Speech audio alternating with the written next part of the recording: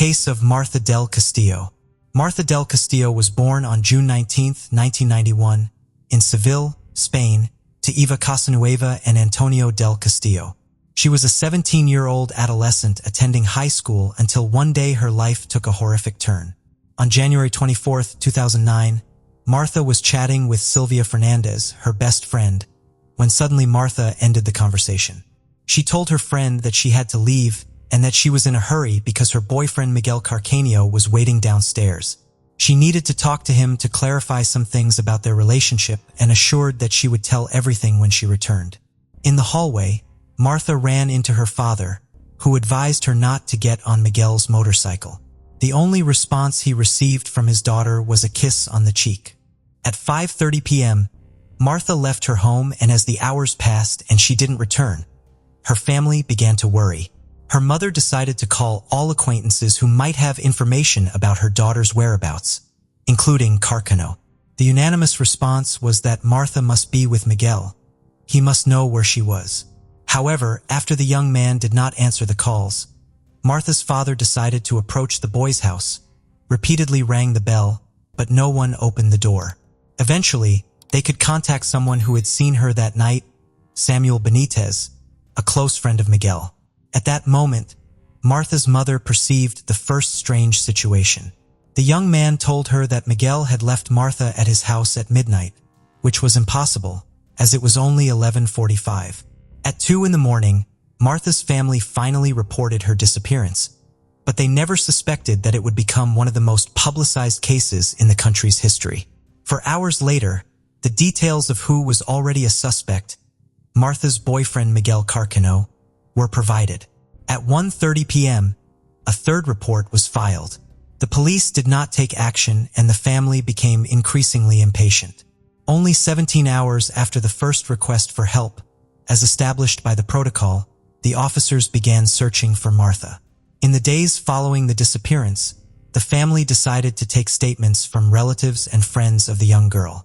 On January 27, 2009, the first press conference was held, while the parents started a campaign to find the young girl. The following day, 2,000 people protested in Seville, calling for the young girl's return under the slogan, "We are all Martha."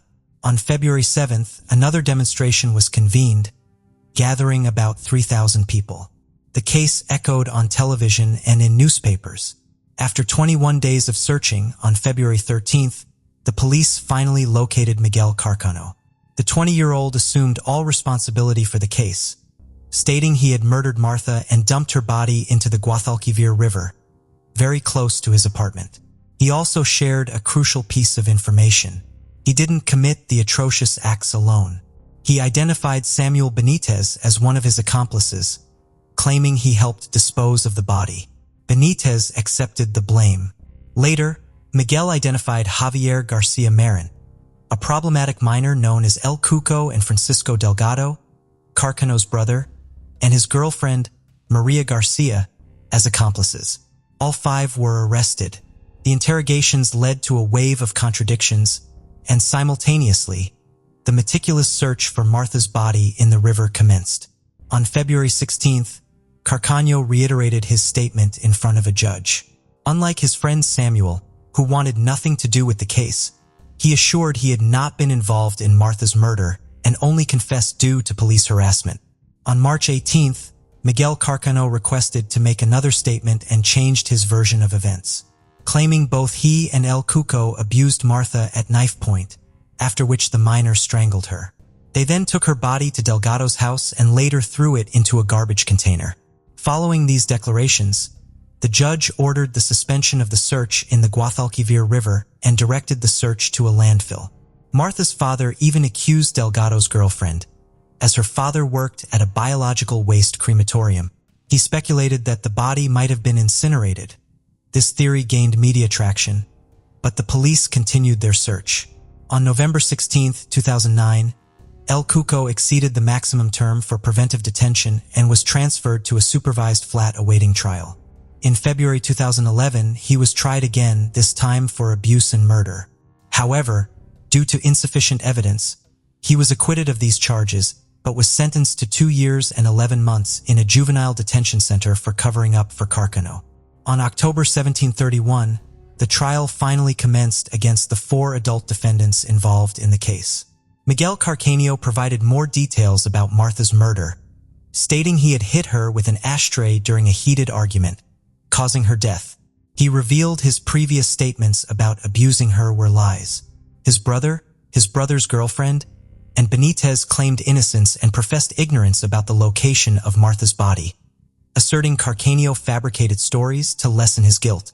By November 2231, the forensic police confirmed that they had found traces of Martha's blood on Miguel's jacket and a mix of his and Maria Garcia's genetic profiles on a roll of fabric tape. Dina from Francisco Delgado and the aforementioned woman was also found on an extension cable believed to have been used to strangle Martha. This was unusual as the accused kept insisting that she had only been at the crime scene in the early morning and was unaware of the entire incident. After uncovering the lie, Maria Garcia was accused of desecrating the body and cover-up.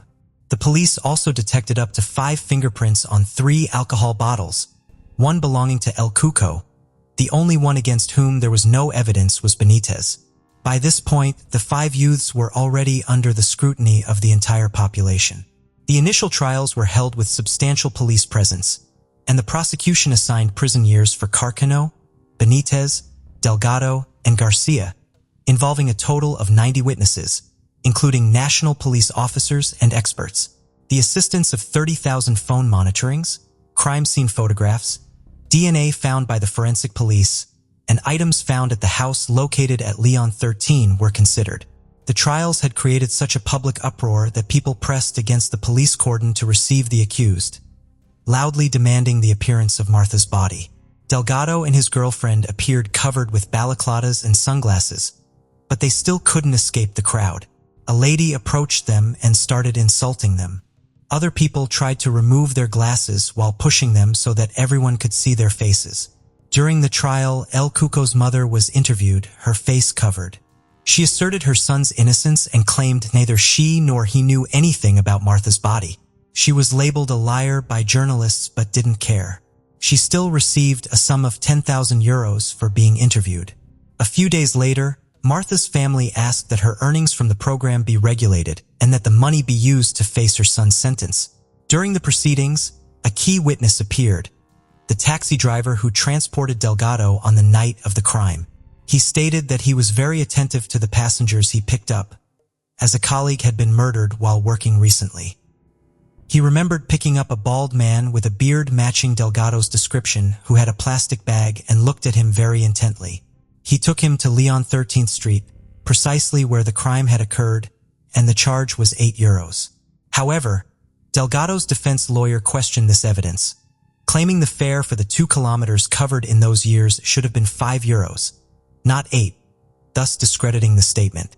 When Martha's parents took the stand, they mentioned the profound pain the situation was causing. They had to quit their jobs, start psychiatric medications, and even develop depression.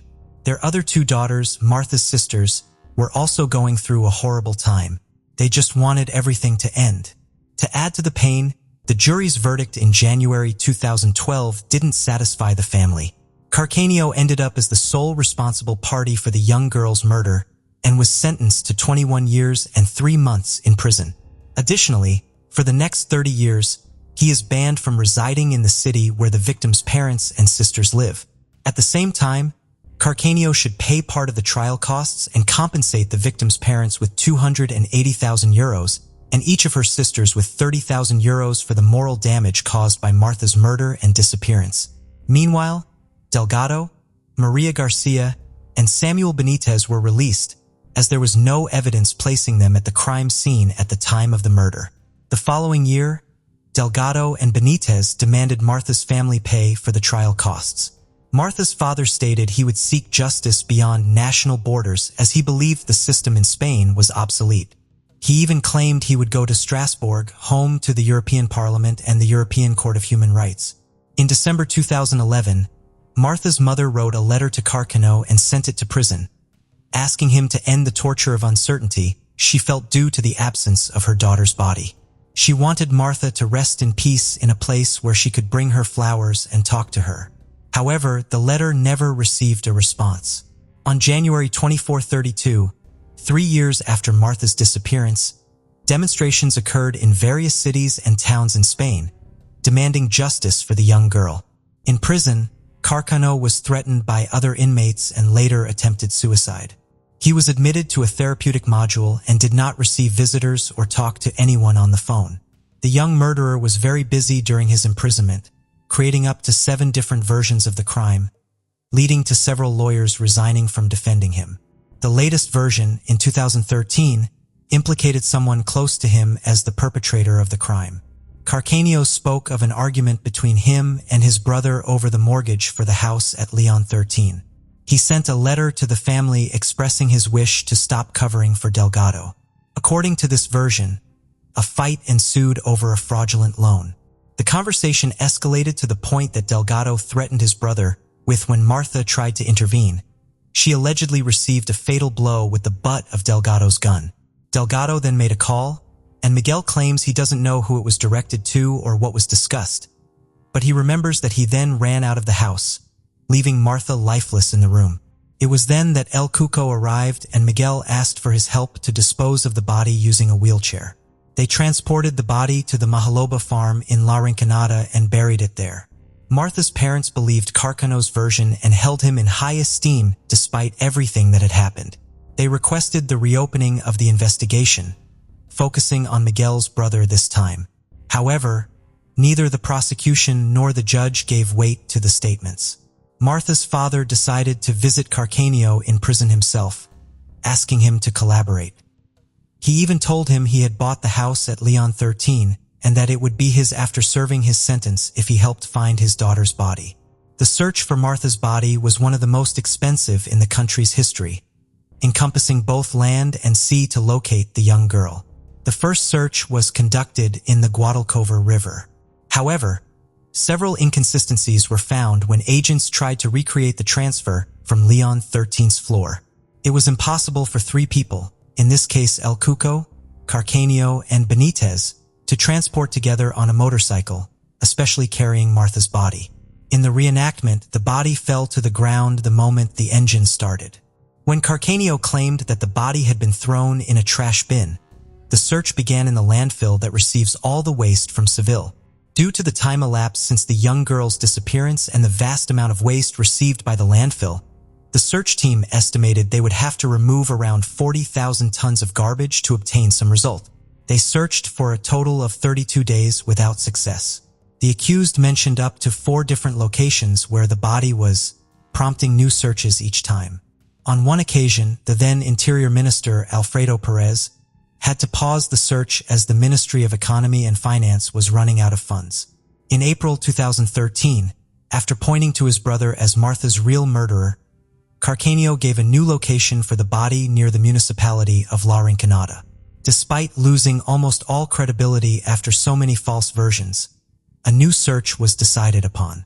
Carcano accompanied the police officers to where he claimed to have buried Martha's body along with Delgado on that night in February 2009. He did not give precise directions. He only sketched the area where he believed they had dumped the body. The soil of 6 farms was excavated, focusing on points where, according to a study done with Agerator, there had been earth movements in recent years. In total, an area of 10,000 square meters was scanned. But again, nothing was found. All the searches were in vain. At the request of the parents, the search for the body was halted until 2015. The public ministry asked the defendants to jointly compensate the Ministry of the Interior with a sum of €616,319, the approximate cost of the search, but this never happened. Fortunately, other doubts in the case were resolved, thanks to a very special collaborator. In February 2009, Oscar presented himself to Rosalia, Cuco's mother, as a criminal, but in reality, he was an infiltrator seeking a confession. Simple words that could shed some light on Martha's whereabouts. Over time, they began to meet frequently, seeing each other every 2 or 3 days, and talked daily on the phone. Rosalia trusted him with the keys to her house. They shared confidences, took long walks on the beach, He gained her trust and won her over. He even made her believe that they would leave together for some country in Eastern Europe once everything ended for her son. For 2.5 years, Oscar recorded 600 hours of conversation between Rosalia and her surroundings. In October 2011, El Cuco was already granted release permits from the juvenile center to which he had been sent for covering up for Carcano. During a conversation, Oscar asked the young man if he thought the police were following him, to which El Cuco responded affirmatively, asserting they would do so to find out where they got rid of Martha. This statement forever incriminated him. After finishing talking, El Cuco immediately realized what he had said and quickly rectified, asserting he hadn't done anything, while Oscar played along as if he hadn't noticed. In other tapes, El Cuco mocked the police's efforts to find the body, and Rosalia discussed how inept the investigators had been for not auditing the calls from her mobile phone. Despite the hard work of the man, those 600 hours of recordings were never judicialized. Only in 2022, 13 years after Martha's disappearance, did the infiltrators' work yield results. On May 26, 2022, dozens of people, especially neighbors of Martha's family, gathered at the courthouse doors wanting to accompany them due to the celebration of the new judicial process. Rosalia and El Cuco arrived at the courthouse shielded by the police. The young man was entirely covered, wearing a large hoodie, a balaclava, sunglasses, and even gloves. Rosalia was wearing sunglasses, a mask, and a headscarf. In 2011, El Cuco declared that he had not been in the flat on Leon 13th Street where the crime occurred but with several friends. He said he had gone home at 11:30 at night and had met his mother's partner, who had gone out to throw out the garbage, then had gone up to his house and had not left for the rest of the night. Rosalia, for her part, said she had gone out with her partner for drinks around 11:30 at night and had returned home around 1:30 in the morning on January 25th, finding her son asleep there. El Cuco confessed that on the night of January 24th, Carcano called him after having murdered Martha and asked him for help to bury her body. Along with Benitez, they took his mother's car and went to Leon 13, where Delgado was also found. Meanwhile, Rosalia was at the bar and stayed there until 4:30 in the morning. When she got home, her son was still missing. Both El Cuco and his mother were charged with perjury, the act aggravated by having obstructed the judicial procedure ongoing since February 2009. Both El Cuco and Rosalia accepted responsibility for their acts. The trial was held, and the judge suspended all scheduled witness statements, leaving Martha's parents distressed as they had called Carcano to testify in hopes he would finally reveal their daughter's whereabouts. On June 9, 2022, both El Cuco and Rosalia were sentenced to 2.5 years in prison, and the judge also imposed a fine of €14.40 each and a civil liability payment of €30,000 to Martha's parents. However, they didn't care about the money. They still wanted just one thing: to find the body of their daughter. That same year, the investigative judge authorized the expert to access the mobile phones of Carcano and Martha. However, he did not grant permission to do the same with the rest of the individuals involved in the case, as there currently is no evidence against them. Carcano consented to his phone being examined, insisting they would find evidence pointing to his brother as the actual murderer. Yet the main goal was to determine the location of the long-sought body. Although looking for new leads in the criminal case was prohibited, the expert never submitted his findings, and thus the case was closed indefinitely. In November 2022, 13 years after Martha's murder, the civil court decided to close the separate investigation for the search of the body, deeming the legally stipulated investigation period as expired without any new significant discoveries. Martha's parents came to terms with the fact that Carcano would never reveal the location of their daughter's body and decided to sell the flat where the crime occurred. Martha's case will join countless other unresolved cases worldwide, with documents gathering dust on a desk. Before we dive in, don't forget to subscribe to our new channel, where we uncover captivating and chilling cold cases that will keep you on the edge of your seat. You won't want to miss the twists and turns we have in store. Let's continue.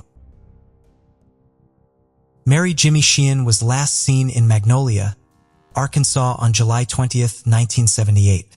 Mary, or Bobo as her friends and family called her, was only 25 years old and owned her own art studio on Magnolia Street where she taught regular classes.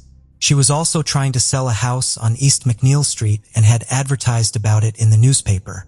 Authorities believe she showed the house to an unknown man at 4 p.m. on July 19th, a day before she went missing. When they met, he reportedly wanted to trade her house for a parcel of land he claimed to own for the house on East McNeil Street. However, that claim was later proven to be false by investigators. At 11 a.m. the next day on July 20th, Mary would receive a call from the man asking to see the house again. This time, he would tell Mary his car was in the shop for repairs, and he needed to take a cab to the house on East McNeil Street. Instead, they agreed to meet at the Easy Mart across the street from Mary's art studio, and then they would go together to the house on East McNeil Street. Mary would tell friends to expect her back by 1:30 p.m. and said, "Come looking for me if I'm not back this afternoon." She has never been heard from again. A carpenter who had been working across the street from the house Mary was selling recalled having seen her with a man on the day of her disappearance. He placed the sighting between 10:30 and 11:30 a.m. The carpenter, Caucasian, 25 to 28 years old, with dark brown collar-length hair, a medium-length beard, and mustache between 6'1" and 6'2" and 215 to 225 pounds. The man wore a mesh baseball cap and drove a dark green Pontiac with a lighter green vinyl top, possibly a 1969 or 1970 or maybe a 1972 Bonneville or Catalina model. Police are uncertain whether the man the witness described actually had anything to do with Mary's disappearance. However, a neighbor who took his lunch break at 11:30 a.m. that day closely resembled the witness description, and they think that the carpenter may have seen him instead. A more promising sighting came from a young girl who was at the Easy Mart at 11 a.m. the day of Mary's disappearance. She said a man came in and asked for a quarter to make a phone call, spoke on the payphone for 5 minutes, and left. Because this corresponds to known facts about Mary's disappearance, investigators believe the man this witness saw may have been the man who was supposed to meet Mary. He was described as Caucasian in his mid-20s with dark curly hair, approximately 5'8", and 185 to 200 pounds. According to statements in the case file, 2 employees of Smitty's grocery store, then located at the corner of Dudney and Main Streets, claimed to have seen Mary's 1976 Buick Special in the grocery's parking lot around 1 p.m. on the day she disappeared. More than 5 hours later, the car was officially discovered by law enforcement. Sheriff Mike Lowe stated there's a little bit of a dispute about what time the car appeared. It wasn't officially found until about 5 or 6 that evening, but they may very well have been right about it being in that parking lot by that time. The case file shows that the car was discovered because Mary's mother, Sue Sheehan, worried that her usually reliable daughter hadn't come home and had already begun looking for her. Sue started by asking Mary's friends and would find out quickly that Mary had mentioned that the mystery man's car was being worked on at Jordan Brothers, and she continued her search there. An employee told investigators that Sue arrived at the dealership at approximately 6:15 p.m. and asked if he had seen Mary and if there had been any strange cars worked on that day. He responded that no unknown cars had come in and suggested she try across the street at the Easy Mart.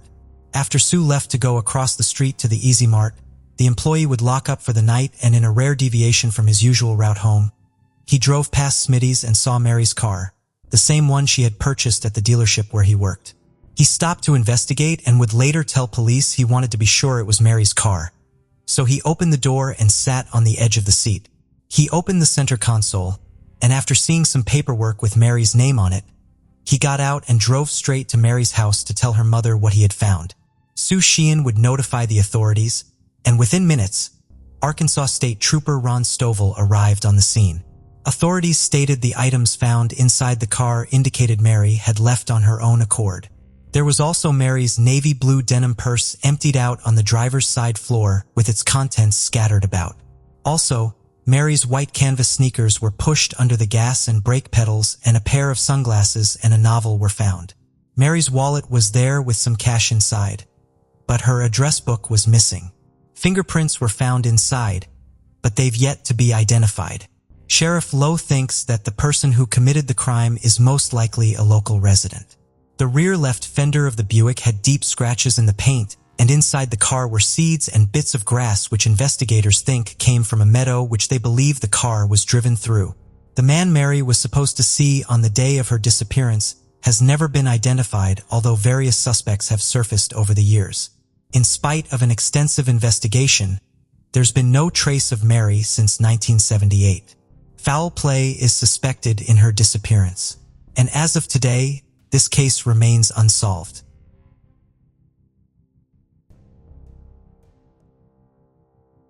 Mercedes Toiver would get into an argument with her mother, Felice, on the night of December 17, 2016.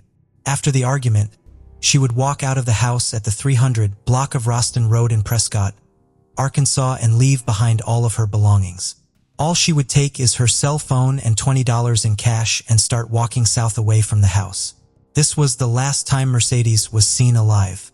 Mercedes was a graduate of Prescott High School in February 2016 and spent the summer in Kansas studying for the SVAT exam because she planned to join the Air Force. However, this dream was shattered on the night of December 17, 2016, when Mercedes finished into thin air. Police thought Mercedes was leaving to walk to her aunt's house to stay after their argument, which was a quarter of a mile away from their home. Felice would attempt to call her daughter a couple of times over the weekend, but would receive no answer and assumed her daughter's phone had run out of minutes. By Monday, December 19, 2016, police would discover her daughter never made it to her aunt's house, so the family started searching for her. After multiple attempts failed to find Mercedes, the family reported her missing to the police. Since her disappearance, her cell phone has died and there has been no activity on her social media accounts. Prior to her disappearance, she used her phone and was on social media every day. Police say they attempted to track her cell phone, but they were unable to make a connection. Her family stated that it is uncharacteristic of Mercedes to leave without warning. Her loved one stated she preferred staying home and reading books instead of going to parties.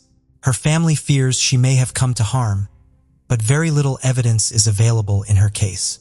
Mercedes Toiver is classified as an endangered missing person, and as of today, Mercedes has never been heard from again, and this case remains unsolved.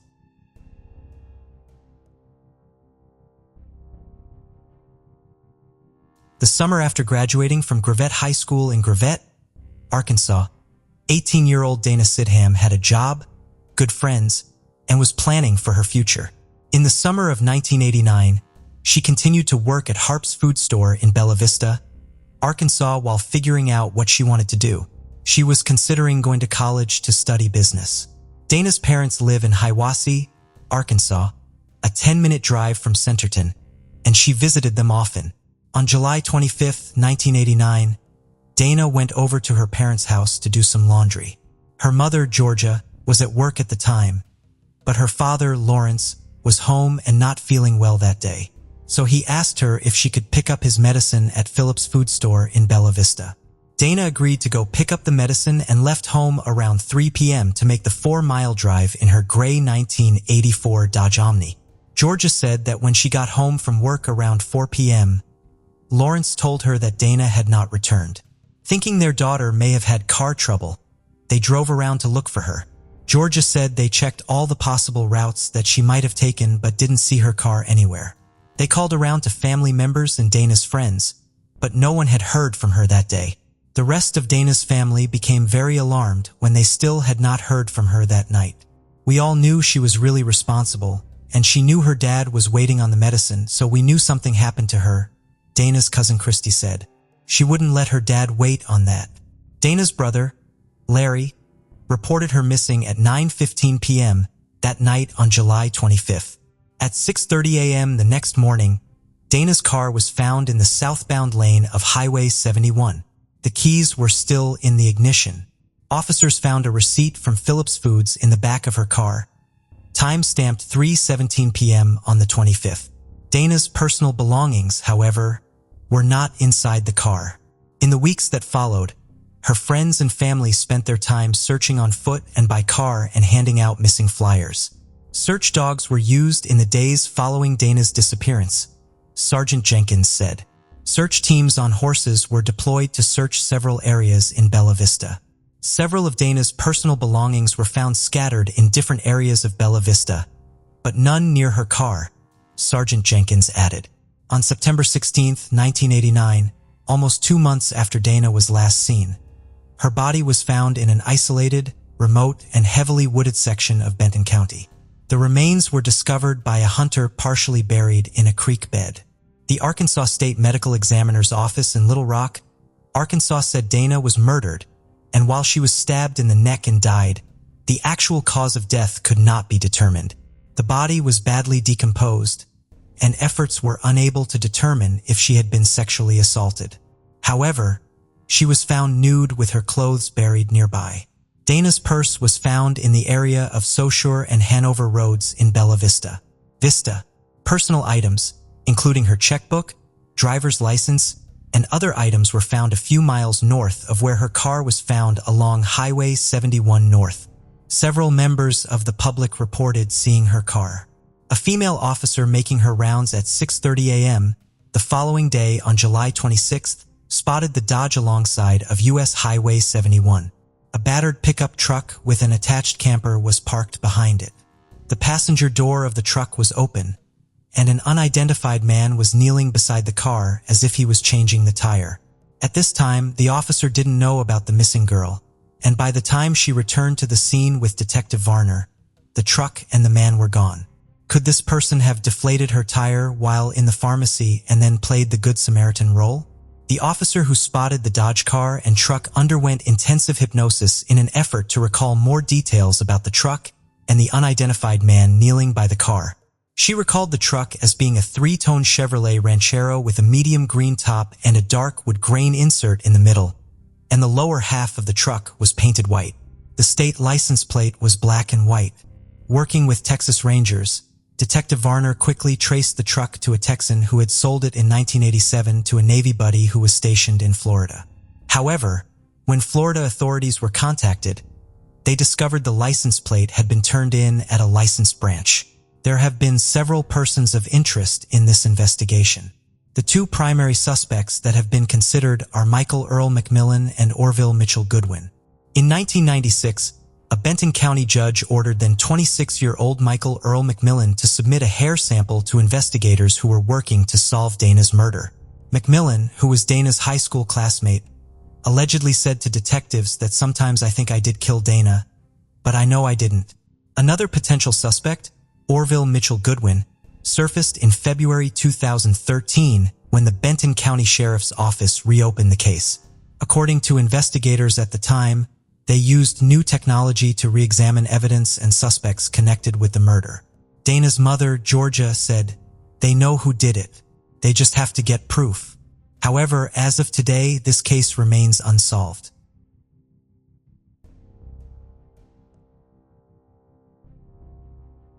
Angela Christine Mack and her son Thomas Michael Ratu vanished under extremely suspicious circumstances on or around September 1, 2002 from Salem, Arkansas. Angela and her son Thomas were driving a late model dark gray or blue Chevrolet or GMC extended cab pickup truck with Missouri license plates when they were last seen. At the time of their disappearance, they went by Angie and Mikey and were 20 years old and 4 years old respectively. Little Mikey was reported missing by his father, Thomas Ratu, on September 1, 2002 and was last seen with an unknown woman around that time.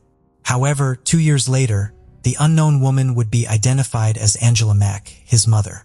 In February, Angela was in a relationship with Jeremy Niederbrock while she was married to James Cox. Jeremy and her would have a son together named Matthew, who now lives in Salem, Arkansas with his father, Jeremy, and Jeremy's mother. An online search would show that Jeremy Brock has had at least 9 arrests between February 2004 to February 2019 for felony drugs, theft, and domestic abuse, to name a few of the crimes.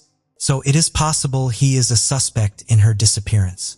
Mikey is Angie's son by a previous relationship that she had when she was 16 years old. His biological father died in an Idaho jail in February 2019 of acute drug toxicity. It is unknown why Angie's disappearance was not reported until nearly 2 years after Mikey was reported missing and after they disappeared. There were reports that she was possibly driving to California or maybe to Iowa, but investigators are unsure. When Fulton County Sheriff Al Rook was given the information about Angela's whereabouts and suspected murder, he didn't open a missing persons case. However, it is believed that he gave a photo of Angela to the National Missing and Unidentified Persons System, NAMUS. However, it was determined later that the photo was not of Angela, but possibly of her brother-in-law's ex-girlfriend. It is very hard to find many details in this case, and even the information we have could be wrong, but we know for sure Angela and her son Thomas are still missing to this day. Investigators believe one of the men Angela was involved with may have vital information on this case. There are also rumors that she was murdered and buried on top of a fresh grave in the Salem area, and that her son was trafficked or murdered along with her. Another rumor is that little Mikey was traded for a bus ticket, but there is no evidence to prove this. Their family has not given up on finding them. However, as of today, their cases have not been solved. 38-year-old Bradley Wayne Allen left his home after an argument with his girlfriend on July 18, 2017 and has never been seen again. Brad lived with his girlfriend, Megan, and their 2-year-old son in Hamburg, Arkansas, and worked as a construction worker. Megan stated that she and Brad had gotten into an argument on the night of July 17th. Then around 3 a.m. on the 18th, Brad allegedly took off on foot into the woods off Ashley Road in the shallow community of Fountain Hill. Megan stated he was aggravated with me when he left, but he was not that mad. He left to cool off and have some time to himself. He told me he was going on a walk through the woods and he would be back in a few hours. He left, took his cell phone, and left the rest of his belongings behind. His girlfriend went to sleep, and when she woke up later, he still hadn't returned.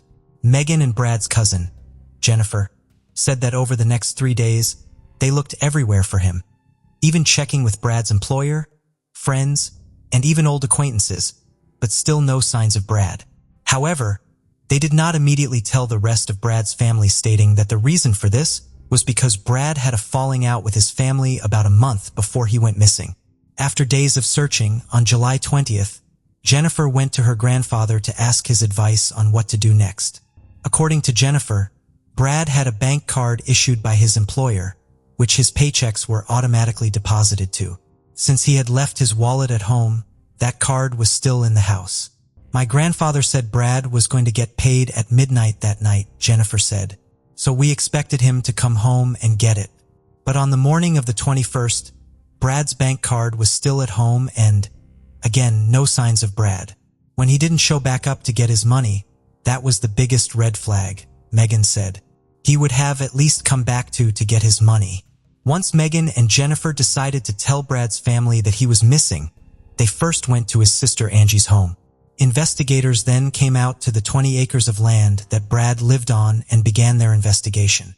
Track dogs tracked him down the road for several miles and then lost his scent. Activity on Brad's phone ceased the moment he left to go on a walk, which means he most likely turned it off. Sheriff Sturgeon doesn't believe foul play is involved in this case, but they continue looking for leads. Brad also had 2 daughters from a previous relationship that lived nearby him when he disappeared. His family continues to search for answers, and as of today, this case remains unsolved. The Jill Dando case. Born on November 9, 1961, in Weston-super-Mare, Somerset, she resembled Lady Diana of Wales, which seemed to endear her even more to the British public. Jill was raised by her parents, Winifred Mary John Hockey and Jack Dando, in the Baptist faith, along with her brother, Nigel, who was 9 years her senior. Jill and Nigel shared a good relationship and had common professional interests as they grew. At 3 years old, Jill underwent successful surgery for a cardiac problem and a blockage in a pulmonary artery, discovered in January 1965. Educated at well-known schools like Worrell Infant School, Greenwood Junior School, and Worrell Comprehensive School, Jill followed in her father's and brother's footsteps, studying journalism in Cardiff. She interned at the local newsweekly, Weston Mercury, where her brother and father also worked. After succeeding in her region, she began broadcasting news for BBC Radio Devon and was soon transferred to present regional television programs. Her dedication and professionalism propelled her to the national channel, where she narrated primetime newscasts and hosted a lot for renowned programs. Jill's popularity soared, and in 1997, she was named BBC's Personality of the Year. Dando presented the BBC television programs Breakfast Time, Breakfast News, the BBC 1 o'clock news, the 6 o'clock news, the travel program Holiday, the crime appeal series Crime Watch, and occasionally Songs of Praise. In 1994, she moved to Fulham. On 25 April 1999, Dando presented the first episode of Antiques Inspectors. She was scheduled to present the 6 o'clock news on the evening of the following day. She was featured on the cover of that week's Radio Times magazine. Dando was also booked to host the British Academy Television Awards 1999 alongside Michael Parkinson at Grosvenor House Hotel on September. At the time of her murder, she had just commenced the new season of the successful crime program, Crime Watch, with co-host Nick Ross. Their partnership had lasted from 1995 until the Sunday before her death. Jill's murder left her plans with fiancé Alan Farthing, a gynecologist and obstetrician she met in December 1997, unfulfilled. They had planned to marry on September 25, 1999, but Jill's life was cut short. In the week leading to her death, Jill was busy with various activities, including traveling to Dublin to record her show. On April 26th, the fateful Monday, Jill's movements were meticulously recorded.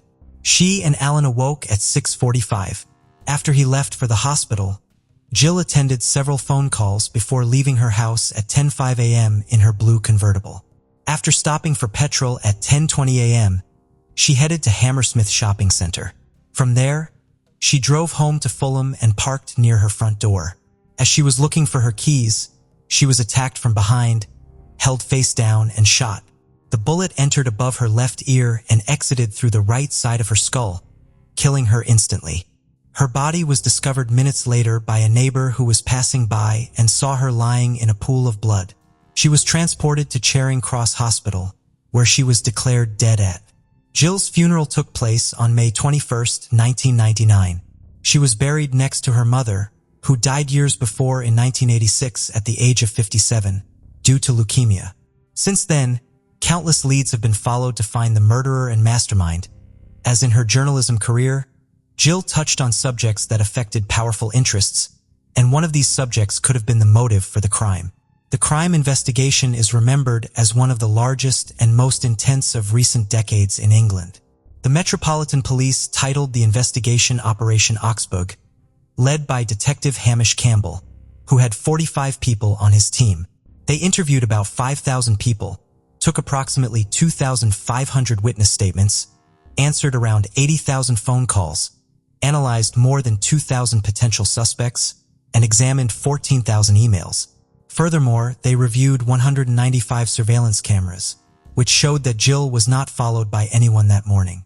Despite intense investigation, no lead led to the capture of the murderer due to the absolute absence of clues. The motive for robbery was immediately dismissed, as Jill wore an expensive watch and a valuable engagement ring and was not robbed of them. Abuse was also quickly ruled out. Forensic studies revealed that the projectile that killed Jill came from a 9mm semi-automatic weapon, whose barrel was rested against her head at the time of firing. The weapon remained a great mystery and was never found. According to experts, the bullet had strange markings, seemed to come from a modified or homemade weapon, and was 2mm shorter than the standard 9mm. Richard Hughes, a neighbor of Jill, reported that he heard her give a small scream and looked out the window. He only saw a white man about 1.8 meters tall, around 40 years old, with abundant dark, straight hair and a double chin leaving Jill's house entrance. He wore an elegant, closed brown coat. There were other casual witnesses who saw a man talking on the phone from various points close to Jill's house. Everyone described the subject in the same way Richard did and emphasized that he was elegantly dressed. During the first months, the investigation focused on the 20 people closest to Jill, like her boyfriend, her 6 partners, her brother, her agent, and her co-workers. After examining them, certifying alibis, and making phone inquiries, they were ruled out as suspects. The economic motive was also ruled out. The £600,000 left by Jill went to her father, who was over 80 years old. The second circle that was investigated included about 490 people who knew her and had more circumstantial relationships. A scorned fan was also considered, and Nigel, her older brother, reported that she was worried about a guy who bothered her in the days before her death. However, that lead didn't lead to anything. Time passed until in February, investigators focused their attention on Barry George, a 39-year, who lived about half a mile from Dando's house. This man lived about 500 meters from Jill and had a history of arrests for attacks on women, abuse, and served 33 months in prison. George wanted to be a policeman but failed the admission.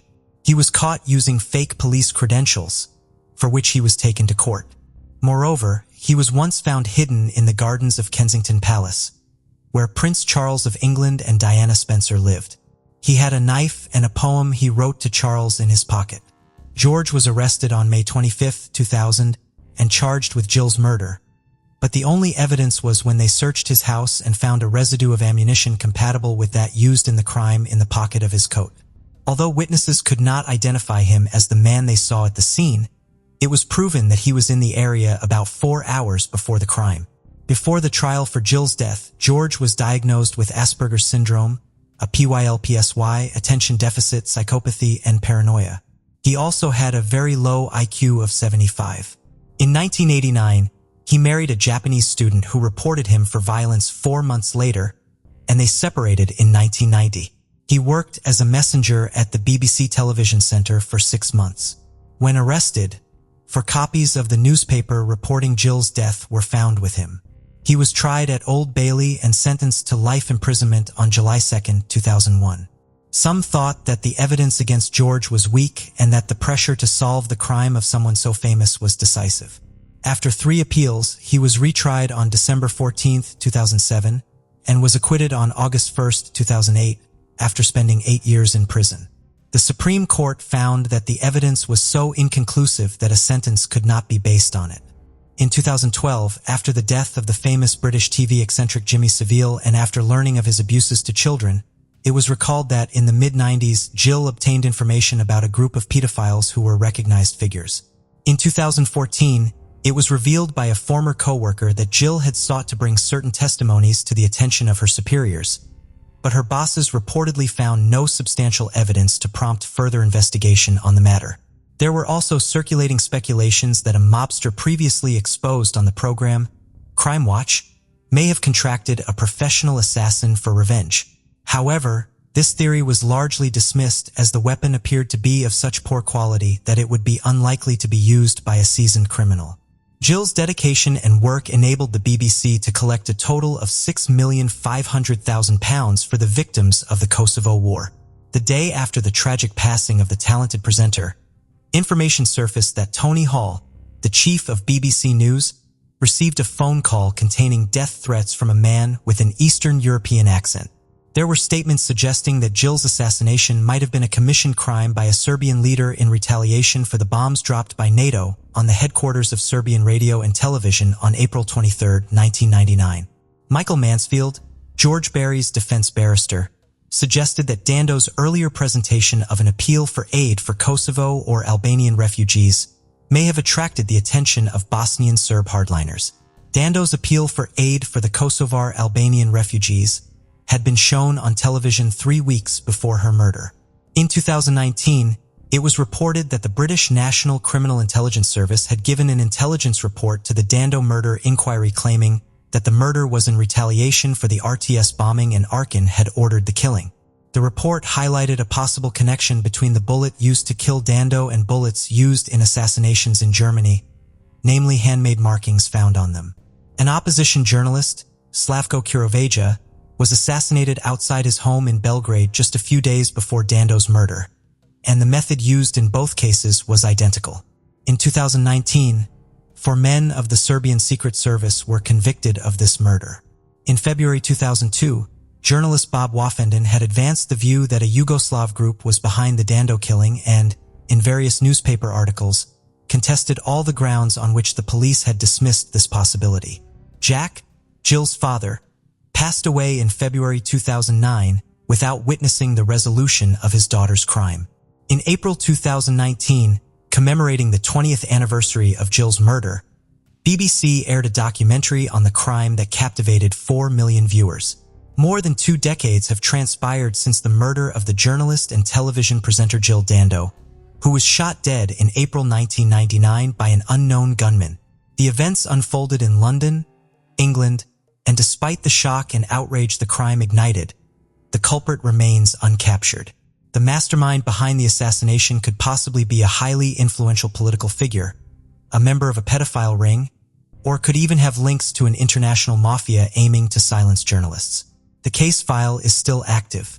Her brother, Nigel, remains steadfast in his resolve to uncover the truth, expressing his hope to learn who and why his sister was murdered before his own passing, believing it wasn't a commissioned crime but a solitary act of brutality.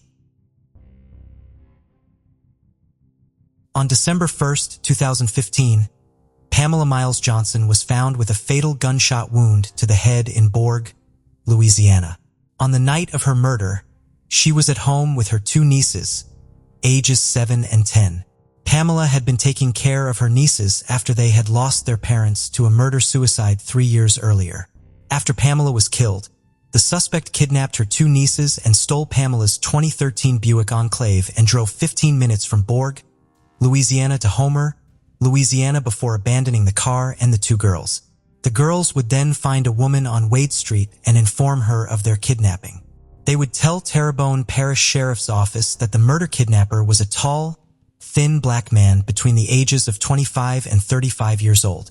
During the investigation, they would talk to the victim's family and friends, and they would describe her as a very loving person who dedicated her life to others. Pamela's husband Charles Johnson and her were living apart after he filed for divorce over 3 months before the murder. Court records would show that Charles owed Pamela around $6,000 in past due rental property money. Due to this, he was scheduled to appear in court for contempt of court charges after Pamela was found murdered. Pamela also had a daughter named Christina Johnson. Christina would describe the family as perfect when in public, but behind closed doors she said their family was not close at all and her parents fought a lot. She said they would even ride in separate cars to family gatherings. Christina would describe her mother as a very matter-of-fact person, saying that her mother would ask specific questions of Charles because she knew he would never volunteer information. Charles was more of a private person and would just take off sometimes without telling Pamela where he was going. Christina said this led to many arguments in the home. Christina was the only heir to Pamela's assets, and after the murder, she would sue her father Charles, alleging he owed half of the money that was collected from some rental homes as well as the maintenance costs. Christina also alleged that Charles or someone on his behalf came into Pamela's home and took Pamela's clothing and shoes. Charles would deny these allegations, and his lawyer, Kentley Fairchild, would say that upon Pamela's death, the defendant had every right to enter the property since he was co-owner. Charles would also say that Christina was adopted and had lost contact with him and Pamela after she went off to college. As suspicious as this is, the investigators have not said whether Charles is a person of interest or not. As of 2020, the investigators have not released any information on possible suspects, and the case still remains a mystery. On the night of June 10, 2011, Shane Fell would leave Rum Runner's Pool Hall in New Orleans, Louisiana after a night of drinks and pool with friends and his brother. Shane would get in a car accident only 5 minutes away, and his brother Brett would happen to call him at 12:40 a.m. That's when Shane told his brother that he was in a single car accident and the car had flipped over. Brett decided to head where his brother was. A few minutes later, Shane would call Brett again to make sure he was on his way. This would be the last time Brett would ever hear from his brother. When Brett arrived 20 minutes later, he found police already on the scene, but there was no signs of Shane. When Brett had talked to Shane earlier, he said he wasn't injured and never mentioned being scared like someone was chasing him. Shane was also very familiar with the area he crashed in, which was off River Road in New Orleans. Since his disappearance, his bank cards have never been used and nobody has heard from him. Some other information that investigators possibly had was Shane's cell phone pinged for 5 days after his disappearance, but the cell phone was never found. Also, a couple in a PT Cruiser had stopped and asked Shane the night of the accident if he needed help, but he declined because his brother was on his way. His family speculates that Shane most likely sustained injuries and left the scene confused.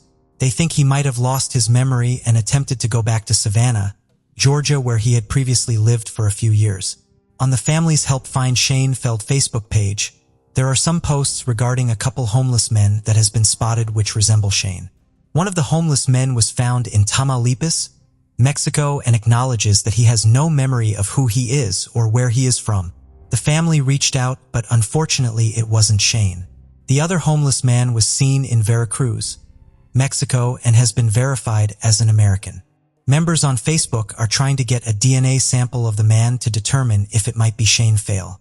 However, as of 2020, Shane Michael Fail remains missing and the case is unsolved.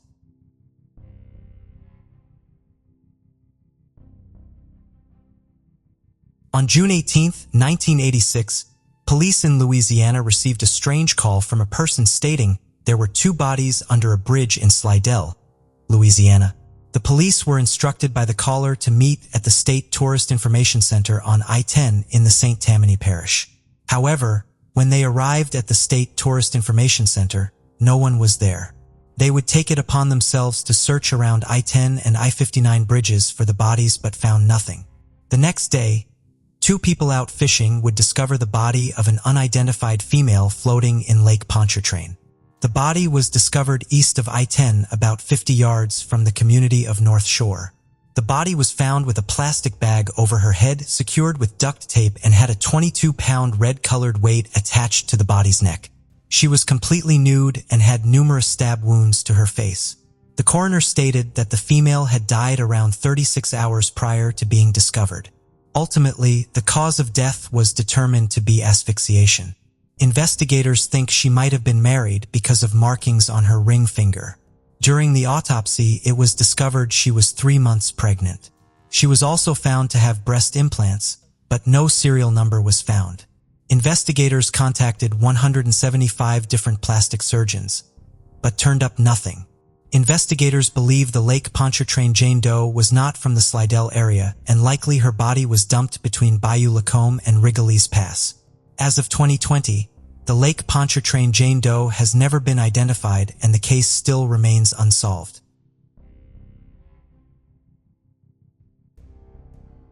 Bambi Lewin Brantley was born on November 5, 1960. She moved to Leesville, Louisiana in 1986 from Memphis, Tennessee at the age of 25 and 3 months later disappeared without a trace. She was last seen in Leesville, Louisiana on October 22, 1986 walking on Highway 8 toward Tower Trailer Park from Lebo's convenience store. She had purchased a drink at Lebo's and used the payphone outside to call her brother Roddy. Mamie did not speak to her brother directly, but she told whoever answered the phone to tell her brother to come home and to bring her car so she could go to see her boyfriend. Authorities believe she walked back home after leaving the store because the drink container from the store was found on the floor of her residence. Her brother arrived to the home that they shared within 30 minutes and did not see Bambi but did see the drink that she had bought. Roddy left the car and the keys for her and rode back to the pit grill with a friend. When Roddy returned home in the early morning hours, the car was in the driveway, the drink was still in the same spot, and Bambi was nowhere to be found.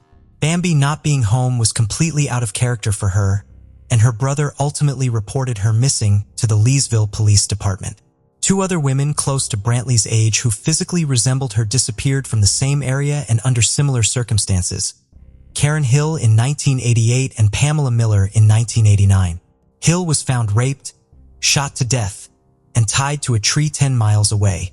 Samuel Galbraith was a soldier at Fort Polk and was in the Leesville area from December 1987 through June of 1990. During his time at Fort Polk, there were multiple women reported missing and ultimately found murdered in areas close to Galbraith's location. Galbraith pleaded guilty to manslaughter in Karen Hill's case and was sentenced to 71 years in prison. Miller's skeletal remains were found at Fort Polk in December 1989. Her murder has never been solved. It's unclear whether these cases are related to Brantley's. In fact, Bambi was one of 5 women, all white, about the same age, with blonde hair, and all of whom disappeared in Leesville between 1980 and 1990. The 4 other women were all found deceased, but there's never been any sign of Bambi. There's one other common factor. In 4 of the 5 cases, including Bambi Brantley's case, investigators say they disappeared from a convenience store. One of the other women was Tammy Call, and she disappeared on February 20th, 1990. She was 15 years old and did not get off the school bus that afternoon at her home in Leesville, Louisiana. She was then reported missing by her parents. The Vernon Parish Sheriff's Office began an investigation into Tammy's disappearance. Tammy had arrived at Leesville High School the morning that she went missing and met with a friend. The 2 girls decided to skip school and were walking back to the school. Parking friend's boyfriend was waiting in his vehicle. But before they made it to his car, the girls were stopped by a teacher and told to go back into the building. Tammy's friend told the teacher that she was headed to get her books from the car, and Tammy returned to the school building. Tammy's friend left the school with her boyfriend. Tammy apparently walked through the school building and exited the back door. When detectives interviewed the friend and boyfriend, they claimed that they did not see Tammy again that day. A schoolmate of Tammy's stated that while on the way to school that morning, they saw Tammy walking down the highway. Months later, Tammy's backpack was found in some brush along a walking trail leading to Bellevue Road. 7 years later, her remains were found in a secluded area off Highway 10. Her murder remains unsolved as of 2020.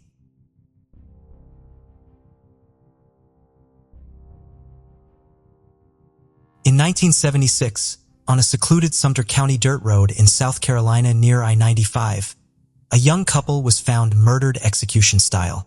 Sadly, neither victim had identification on them, and investigators would initially try to identify them using their fingerprints, but would be unsuccessful.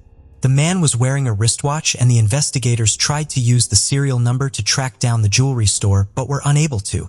They would also have their dental records published to national dental journals, but nothing has ever come from this. So who are they? That's what investigators have been trying to figure out since 1976. The only clues found at the scene was the man was wearing a lint star ring with the initials JPF inscribed on it. He also had a pack of matches from Grant's truck stop. In the United States, there are only 3 Grant's truck stops. There is one in Nebraska, one in Arizona, and one in Idaho. A mechanic in York, Nebraska thought he had worked on a van with Washington or Oregon plates that matched the couple's description. The man was also found wearing a 1975 International Motorsport Association Camel GT shirt, a shirt that is only sold at the Florida Sebring race. The weekend the couple was murdered, an IMSA race was being held at the Talladega Motor Speedway. Had they gone to that and were on their way back? As for the female, the only identifying thing about her was she had 2 distinctive moles on her left cheek. She was also found wearing American or Mexican jewelry from Southwest United States. While both victims were found wearing typical clothing for the 70s, neither were found with underwear on. One witness said he had met the couple, and the male victim claimed to be from Canada, but they were unable to identify him this way either. In December of 1976, George Lonnie Henry from Wadesboro, North Carolina, was stopped in South Carolina for driving under the influence. When his car was searched, police found a stolen gun with the serial number scratched off. Ballistics were done, and it was determined this was the murder weapon. After multiple interviews and polygraph tests, investigators were unable to determine if he was responsible for the murders. George also had an alibi. He was with his sick wife at a North Carolina hospital. George would say his brother Jim Henry gave him the gun as a gift. Since several months had passed since the murders, investigators were unable to prove his alibi or who had possession of the gun at the time of the murders. The gun was originally stolen by some thieves in the Raleigh-Durham area in North Carolina before the Henrys came into possession of it. So it's possible they had nothing to do with the murders and received the gun later. If the Henrys weren't involved in the murders, who was? During the 80s, multiple IMSA racers and race teams, including John Paul Sr., the Whittington brothers, and Randy Lanier, were convicted of drug smuggling. We're not talking about a small-time drug smuggling operation. They were part of a multimillion-dollar criminal organization who were smuggling tons of drugs into the United States. The racers and the race teams had strong ties with organized crime and even with the CIA. So that leads to one theory that the victims might have been drug smugglers and were taken out for some reason. The style of murder used on the victims is quite often used by the mafia when a hit is performed. This definitely seems plausible, but with little evidence in the case, it's hard to say. However, an odd coincidence is that a mobster by the name of John Rosselli, who is most known for his connection to the Kennedy assassination, was found floating face down in a bay near Miami the same day the couple was murdered. Since the male victim was wearing a shirt from Sebring, Florida, which is close to Miami, this could have been part of a larger hit by the mafia. Also, the area where the bodies were found was also known for corruption. Multiple businessmen and politicians were implicated in at least 3 murder-for-hire schemes which targeted local bank president Charlie Dorn Smith and local mayor Clayton Bingham. Also, a few months prior to the murders, a police chief in the area was murdered by another officer in a very suspicious circumstance just a few miles from where the mystery couple's bodies were found in Atlanta, South Carolina.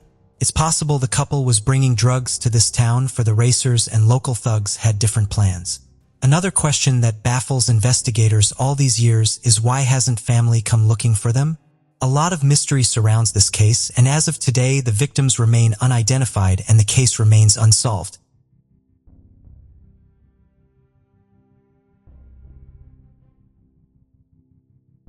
On the evening of May 15, 1988, 8-year-old Mleakia Logan and her sister Renee were at the park playing basketball near their apartment in Greenwood, South Carolina.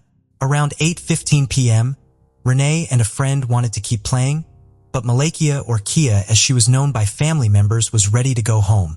So she got on her bicycle and left. When Renee arrived home about 20 minutes later, she discovered Kia was not there.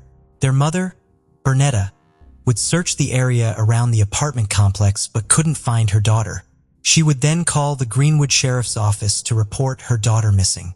Investigators would initially treat this as a missing persons case and put out a bulletin with a description of the girl. After an initial search of the apartment complex, they would discover Mleakia's bicycle in a parking lot just outside the apartment's office. This was the only clue found in the case. A deputy would spend the night on the Logan family's couch in case a kidnapper called with a ransom request, or if Kia herself managed to communicate with them somehow. However, no calls were received and a real investigation into her disappearance began. On May 16th, investigation into her disappearance began. On May 16th, 1988, around 75 people, including citizen volunteers, would conduct another search of the area around the apartment complex with the help of law enforcement helicopters. A few days would go by with no signs of Kia or evidence to assist in the case. On May 18, 1988, investigators would release a public statement requesting help to find 2 men who were seen in the area on the day Kia went missing. The first man was described as being an older Caucasian man with graying hair. He was seen driving a blue utility-type van with dark-tinted windows.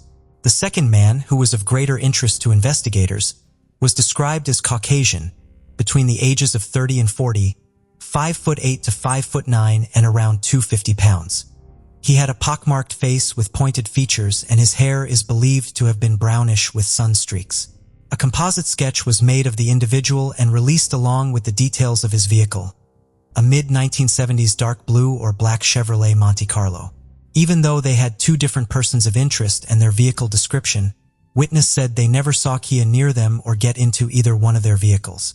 Investigators would receive numerous tips on the case, leading them as far away as California, but nothing led to an actual suspect or arrest in the case.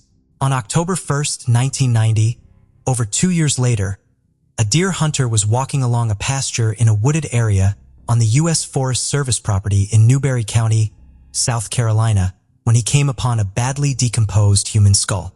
The skull was found 4 miles east of the city of Newberry and 35 miles east of Greenwood.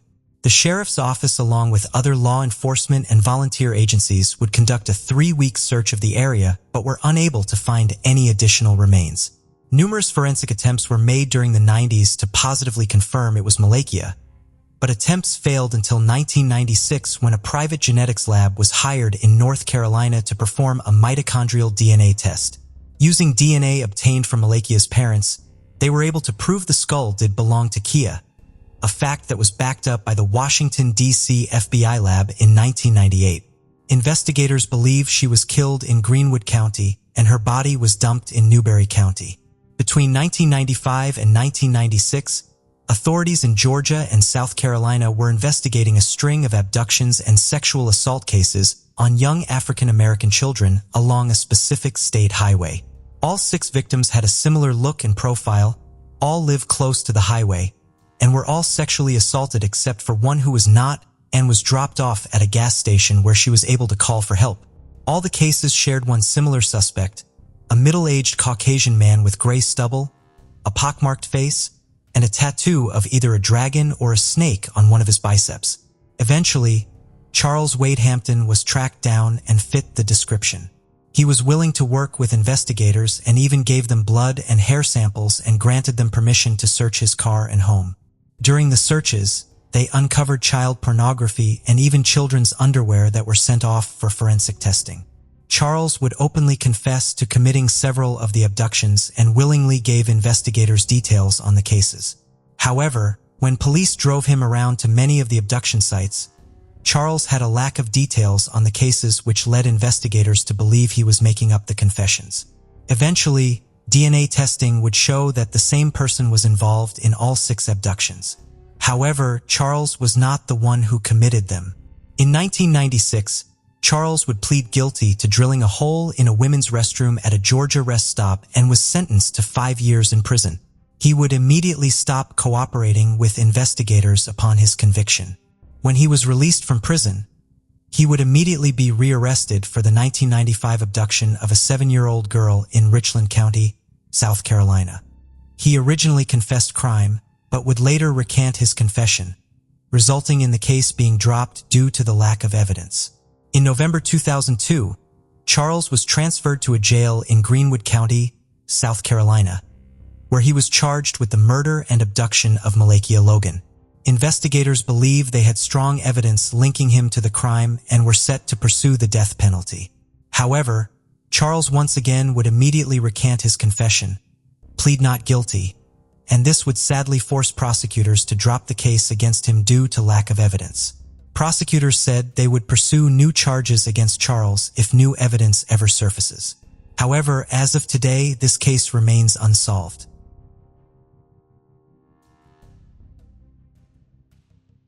On the morning of November 22, 1985 in Aiken County, South Carolina, Donna Arrington would get up to make her husband coffee at 7 a.m. as he got ready for work. On her way back to bed, she would check on her 4-year-old son Jeremy Grice, who appeared to be asleep in his bed. However, by 10 a.m. when Donna was awoken by the sounds of her 7-month-old daughter crying, she realized Jeremy was not at home and what she thought was him sleeping was actually his bed covers rumpled up in a heap on top of the bed. Since Jeremy had a habit of burrowing in his bed covers when he slept, she originally thought nothing of it. Now realizing her baby boy was missing, she began frantically searching in and around the trailer but found no signs of Jeremy. She would then report him missing to the Aiken County Sheriff's Office. The sheriff, Carol G. Heath, called in all of the off-duty personnel to help search the scene, but they found no signs of Jeremy. A neighbor said they saw Jeremy outside of the family's trailer playing with his dog by the mailbox around 8:45 a.m. However, Donna found this strange because of the cold winds and heavy rains that day. She would also point out that Jeremy had left his favorite jacket and shoes in his room. Also, his dog was his best friend and never left his side. So despite the neighbor seeing Jeremy with the dog was still at home and not with Jeremy. This is definitely one of the strangest details in the case. Did Jeremy wander outside barefoot in a rainstorm by himself? A 100-member search party would calm a 3-mile radius around the home. Investigators would check throughout the neighborhood in hopes of witnesses or even any possible leads. Family members were also questioned and polygraphed, with many turning up negative results. Fearing Jeremy might have drowned in one of the 2 nearby ponds, authorities would have them drained and even have a helicopter flying overhead searching, but still no signs of Jeremy. Jeremy's father, Ray Grice, spent all hours of the night searching and calling out for his son, but still no luck. After 3 unsuccessful days of searching, the sheriff's office announced Jeremy was most likely kidnapped. This is where the case would turn cold. Over the years, they have received numerous tips and possible sightings of Jeremy, but they all led to a dead end. Flyers were handed out and reward money offered, but again, nothing. Child serial killer William Ernest Downs was questioned about the disappearance, but he would have been a teenager at the time Jeremy vanished. William would deny any connection and has never been charged in the case. The family thinks a local neighbor most likely abducted Jeremy, but still mystery surrounds this case, and as of today, it remains unsolved.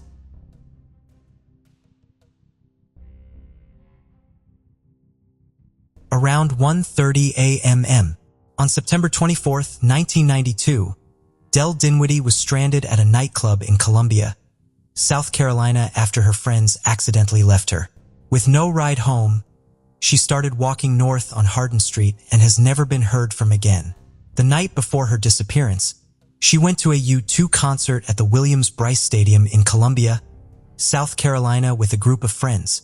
When the concert was over around 11:15 p.m, she and her friends went to Jungle Gems, a popular nightclub in the Five Points area of Columbia. Dell would get separated from her friends, which led to the friends accidentally leaving her. Her friends would leave around 1 a.m. on September 24th and thought Dale had found another ride home, possibly from her parents.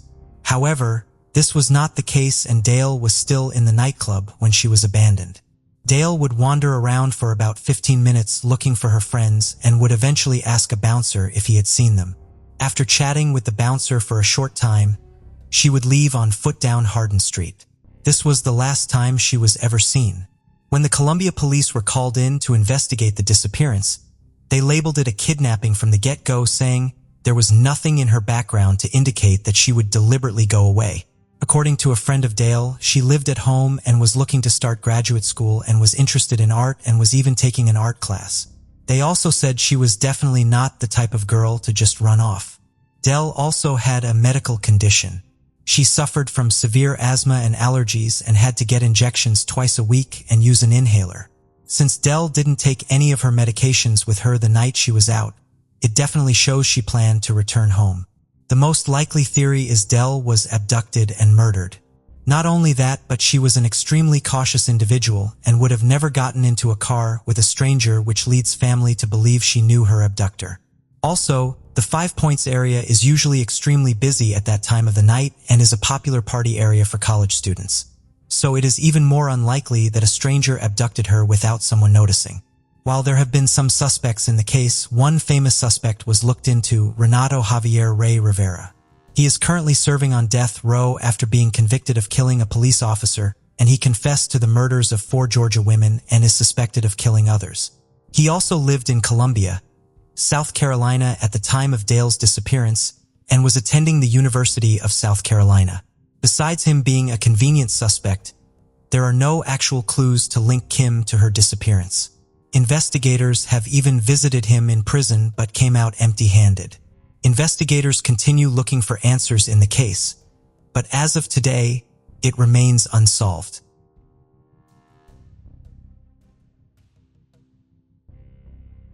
Janice Wessinger would leave her home on foot in Aiken, South Carolina on the morning of November 22, 1997 to go for a walk. She would never return home. Janice and her daughter, Tamara Herber, lived in a rural area of Aiken County in South Carolina. She was a triage nurse at Aiken Regional and was an active member of her church where she played the piano. Tamara was 20 years old at the time and was living at home the morning her mother went for a walk.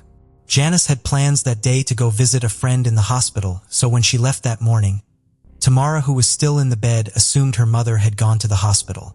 Tamara stated that day, "I got up and left assuming she went to the hospital and I didn't return until around midnight because that was my curfew.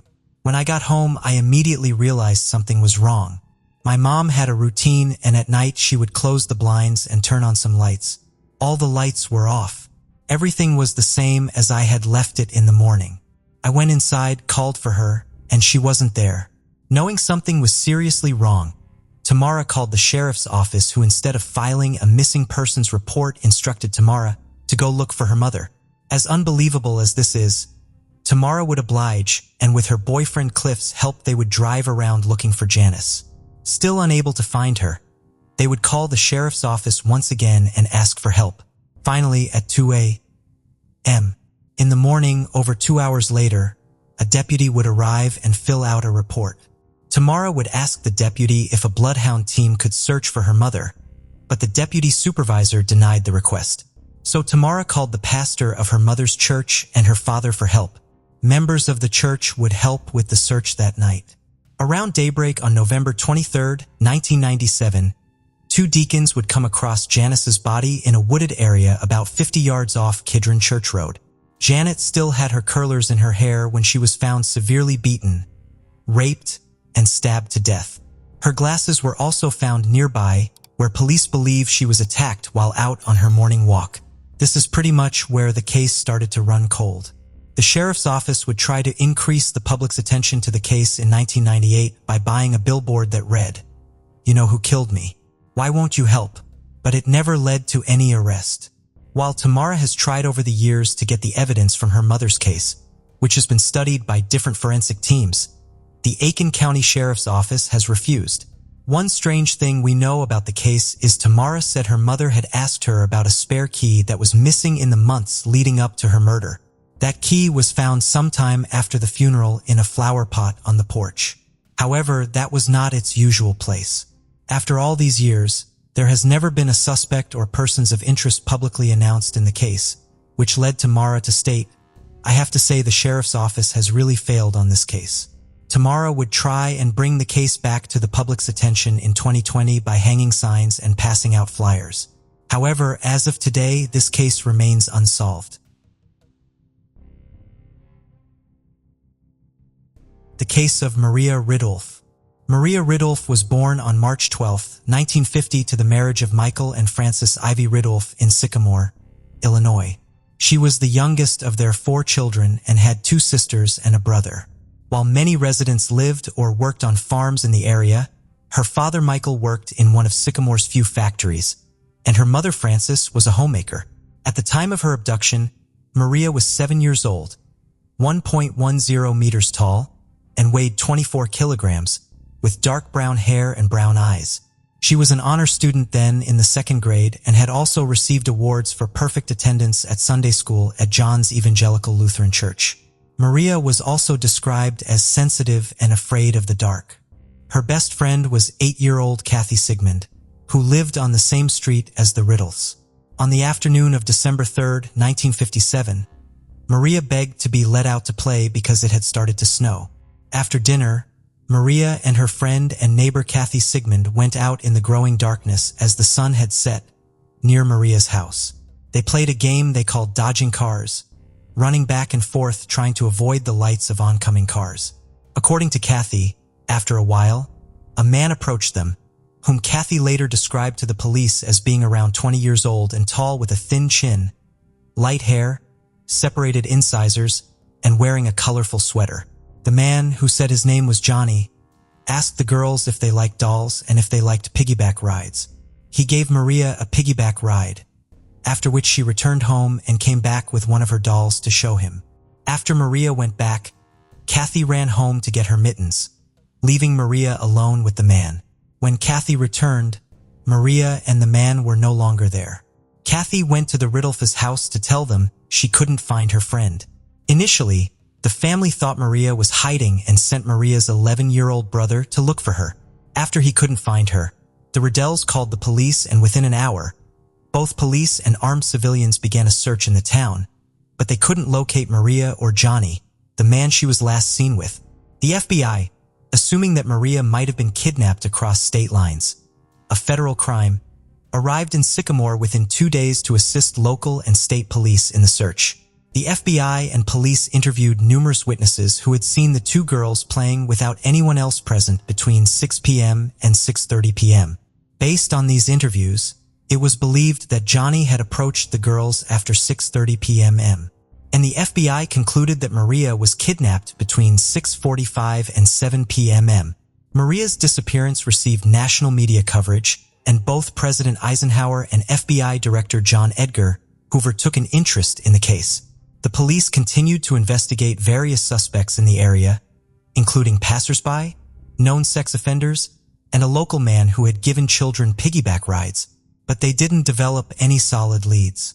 Maria's parents appeared on television, radio, and in the press, pleading for the safe return of their daughter and seeking the public's help in finding her. On April 26, 1958, near Woodbine, Illinois, approximately 100 miles from Sycamore, two tourists looking for mushrooms in a wooded area along U.S. Route 20 discovered the skeletal remains of a child wearing only an undershirt, shirt, and socks beneath a partially fallen tree. The state of decomposition indicated that the body had been there for several months. The body was identified as Maria Riddle through dental records, a lock of hair, and the clothing she had been wearing when she disappeared. Her coat, corduroy pants, underwear, and shoes were not found. There were no photographs taken of the crime scene, though photographs were taken of the general location without showing the body, because the coroner, James Furlong, did not want pictures of the remains to leak to the newspapers. Due to the crime having occurred within Illinois rather than crossing state lines, the FBI withdrew from the case and left it in the hands of state and local police. The initial autopsy could not determine the cause of death due to the advanced state of decomposition.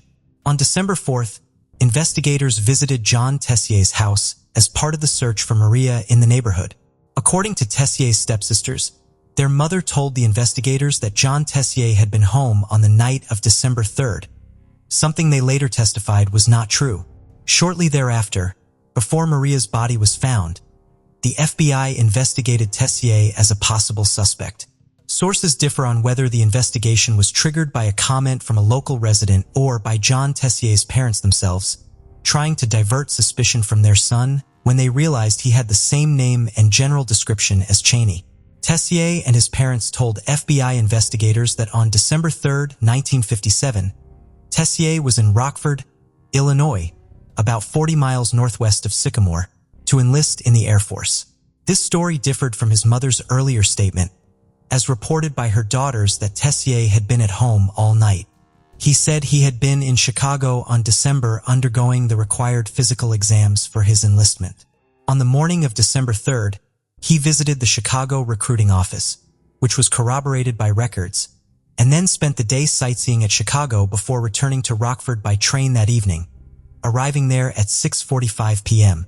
Upon arriving in Rockford, he called his parents to ask them to pick him up and take him home to Sycamore since he had taken the train to and from Chicago and had left his own car at home. Later, telephone records were found showing that a collect call had been made from the Rockford post office to the Tessier home at 6:57 p.m. that evening by someone who gave their name as John Tessier as written by the operator. After making the call, Tessier met with officials at the Rockford recruiting office to drop off paperwork related to his enlistment. Officers confirmed that they spoke with Tessier around 7:15 p.m. That evening, although one officer also expressed some concerns about Tessier's credibility and behavior, Tessier was taken to the police station to take a lie detector test, which he passed. Based on his alibi and the lie detector test results, Tessier was removed from the list of suspects, and the FBI closed their report on December 10, 1957. In 1997, with no significant leads, Sycamore Police Lieutenant Patrick Soler closed the Ridolph case, which was 40 years old at the time, and named William Henry Redmond, a former truck driver and carnival worker from Nebraska who had died in 1992, as the likely man who had abducted and murdered the girl. Redmond had been accused in 1988 of the 1951 murder of an 8-year-old Pennsylvania girl, although that case was dismissed when a police officer refused to reveal the name of a confidential informant. Redmond was also a suspect in the 1951 disappearance of 10-year-old Beverly Potts in Ohio. The case was reopened in February 2008 based on new information from McCullough's half-sister, Janet Tessier. According to Janet, her mother, Eileen Tessier, on her deathbed in January 1994 had said, "John did it. John did it. Those two girls and the one who disappeared, you have to tell someone." Janet interpreted the statement to mean that her half-brother John Tessier, who would soon change his name to Jack McCullough, had kidnapped and killed Maria Riddle. John, or Jack McCullough, as he was known at that time, allegedly once threatened to kill Janet with a gun and sexually abused his half-sister Jean when she was 14. He was separated from the Tessier family at the time of his mother Eileen's death, and he was told not to attend her funeral. Janet Tessier said that she made several unsuccessful attempts over the next 14 years to get law enforcement, including the Sycamore Police and the FBI, to investigate her mother's statement. State police investigators reviewed the evidence and developed a new timeline in which Tessier could have kidnapped Maria and driven to Rockford in time to make a phone call at 6:57 p.m. and meet with the recruiting officers at 7:15 p.m. under this new timeline. They determined that Maria would have been kidnapped no later than 6:20 p.m. The police search for Maria had started at 7 p.m. according to Catherine, who said she had returned home from a party at 7 p.m. and found the search had begun, hoping that Kathy Chapman, formerly Sigmund, would review a series of yearbook photographs. The police took 5 group photos from the Sycamore High School yearbook of 1957, but John Tessier's photo was not in the yearbook because he had been expelled. The police obtained a contemporary photo of him from his ex-girlfriend, which differed from the yearbook photos in that Tessier was wearing a shirt instead of a suit and the background was dark instead of light. Chapman identified Tessier's photo. Along with the picture, Tessier's former girlfriend at the time of the crime provided an unused military train ticket from Rockford to Chicago dated December 1957. Investigators took this to suggest that, contrary to Tessier's alibi, he did not take the train on his trip to Chicago and instead drove there, which means he could have returned to Sycamore on the afternoon of December 3rd, kidnapped Maria, and driven to Rockford. In July 2011, the Seattle Police Department, which had joined the Illinois State Police in the investigation, brought McCullough in for questioning. At first, McCullough spoke calmly and cooperated, but when asked about the murder of Maria Riddle and his whereabouts on the night of the crime, he became evasive and aggressive.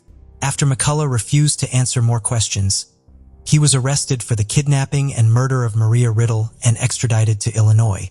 Maria's body was exhumed that same month to look for evidence of possible intruder DNA, but none could be found. However, a forensic anthropologist discovered that Maria had been stabbed in the throat at least 3 times with a sharp object. The news of the arrest in a 54-year-old murder case garnered national attention. In the September 2012 trial, the prosecution argued that McCullough was attracted to Maria and decided to kidnap her but ended up taking her life. They presented new autopsy reports suggesting that Maria had been fatally wounded. 3 inmates who had been incarcerated with McCullough testified that he had talked about killing Maria. However, their stories were inconsistent. One inmate said McCullough talked about strangling Maria with a wire, while another claimed McCullough accidentally suffocated her while trying to prevent her from screaming.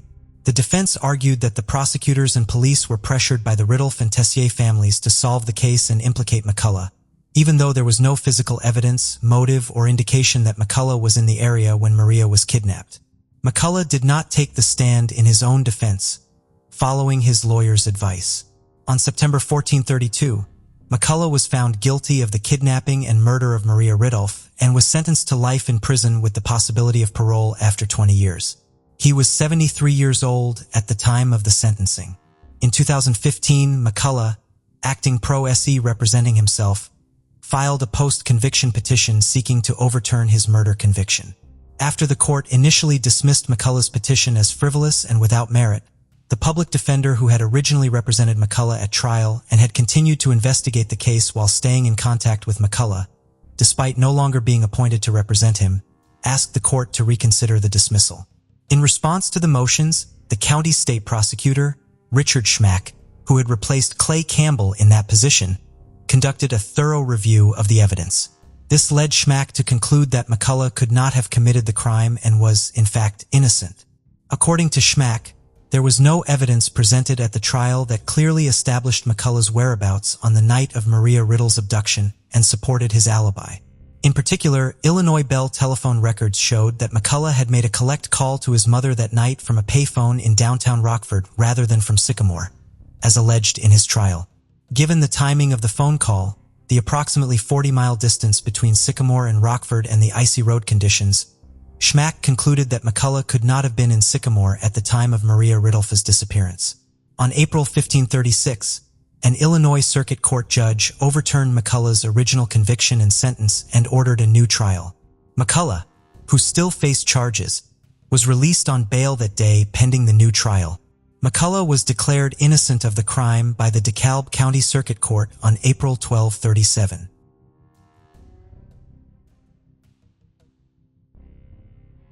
On June 14, 1969, 6-year-old Dennis Martin got separated from his family on a camping trip and disappeared. They were camping in Spence Field along the Appalachian Trail inside the Great Smoky Mountains National Park. After realizing that Dennis was gone, the family split up and searched the area but came up with nothing. Not long after Dennis went missing, a storm dumped almost 3 inches of rain on the Smoky Mountains in a matter of hours. The trails flooded and turned to rivers of mud and likely washed away any footprints that may have been left by Dennis.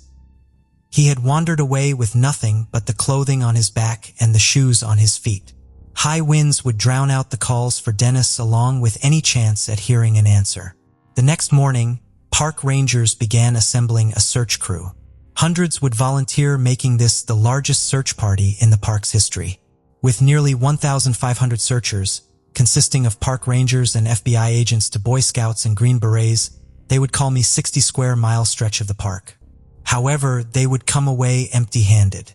They would find a set of footprints in the area, but at the time, they were determined by park officials to have been left by a Boy Scout who was helping with the search. However, retired park ranger Dwight McCarter thinks they were likely Dennis Martin's because the footprints indicated one of the child's feet was barefoot and the other foot was wearing tennis shoes. The footprints led to a stream and disappeared.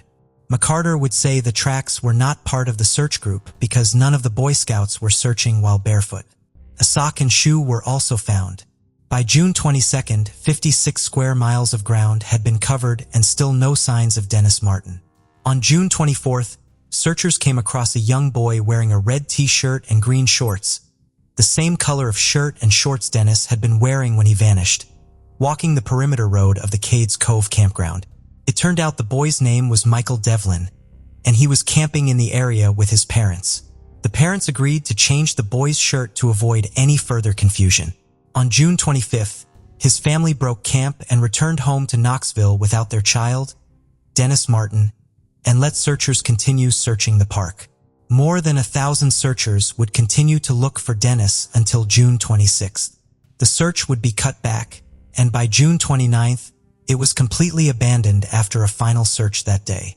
On September 14, 1969, the search would be officially closed down with Dennis Martin still missing. The failed search for Dennis became a textbook example across the world of how not to search for a missing person. Park officials now acknowledge there were way too many overeager volunteers, too many inexperienced guys, and too many careless feet. The search was unorganized and chaotic. At one point, one volunteer accidentally shot himself in the leg. Another would break their arm after falling off a bridge. Some searchers had never even set foot in the park before, and others didn't even know how to use a compass. The most probable theory is that Dennis became lost and perished from exposure or some other cause during his first night lost in the park. Another theory is he may have been attacked by a hungry bear or feral pig and carried off. There's another interesting theory that Dennis was abducted and taken out of the park. On the afternoon that Dennis disappeared, Harold Key and his family, who were tourists in the park, heard an enormous sickening scream and shortly after witnessed a hairy-looking man running up the trail with something slung over his shoulder.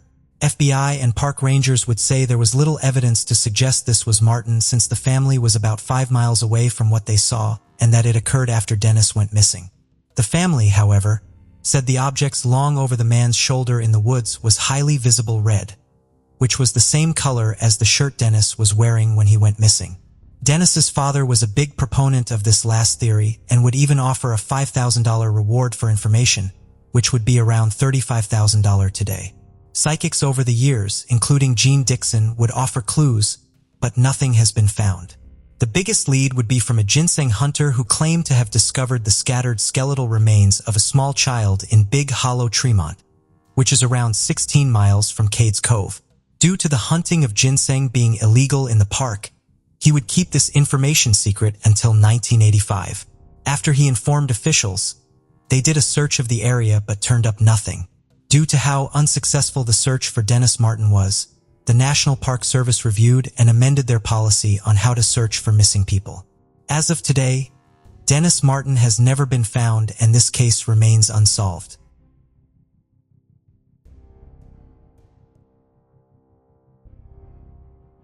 George Owens, a resident of Nolensville, Tennessee, was last seen July 22, 1985 by a clerk at a market in Perry County, Tennessee. He would buy ice cream and cigars and tell the clerk that he was looking for his wife of 60 years. The clerk tried to help him, but George's wife was more than 75 miles away waiting for him to pick her up from a bus station in downtown Nashville.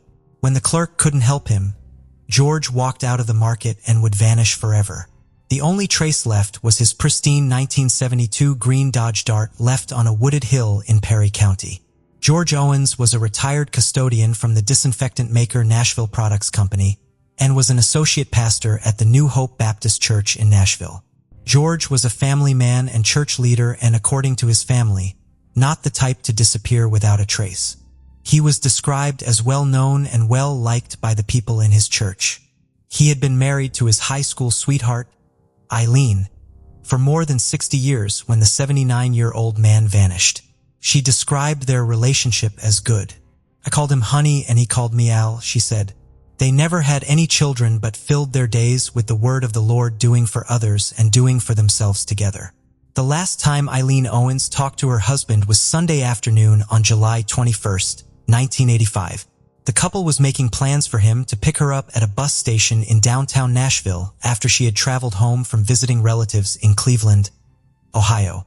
George Owens was spotted by friends that afternoon driving north on Nolensville Road. Witnesses assumed he was heading to the bus stop a day early to pick up Eileen, but when her bus arrived around 6:30 Monday morning, George was nowhere to be found. After an hour, she assumed he overslept and called George's brother Alfred for a ride. Around 9 or 10 a.m. down in Maury County, Tennessee, George was seen by Larry Potts, owner of Potts Garage in Santa Fe, Tennessee. He was tasked with replacing a flat on the Dodge Dart. He acted a little confused at first. Potts told the Tennessean like he didn't know what he wanted, but then he told me he wanted to buy a new tire. Potts replaced the flat, George paid, and went on his way. Potts said he headed north on Highway 7 towards Williamson County, adding he didn't seem disoriented when he left. George was about 40 miles from his home in Nolensville and 50 miles from the bus station. Eileen got home around 11 a.m. and immediately knew something wasn't right.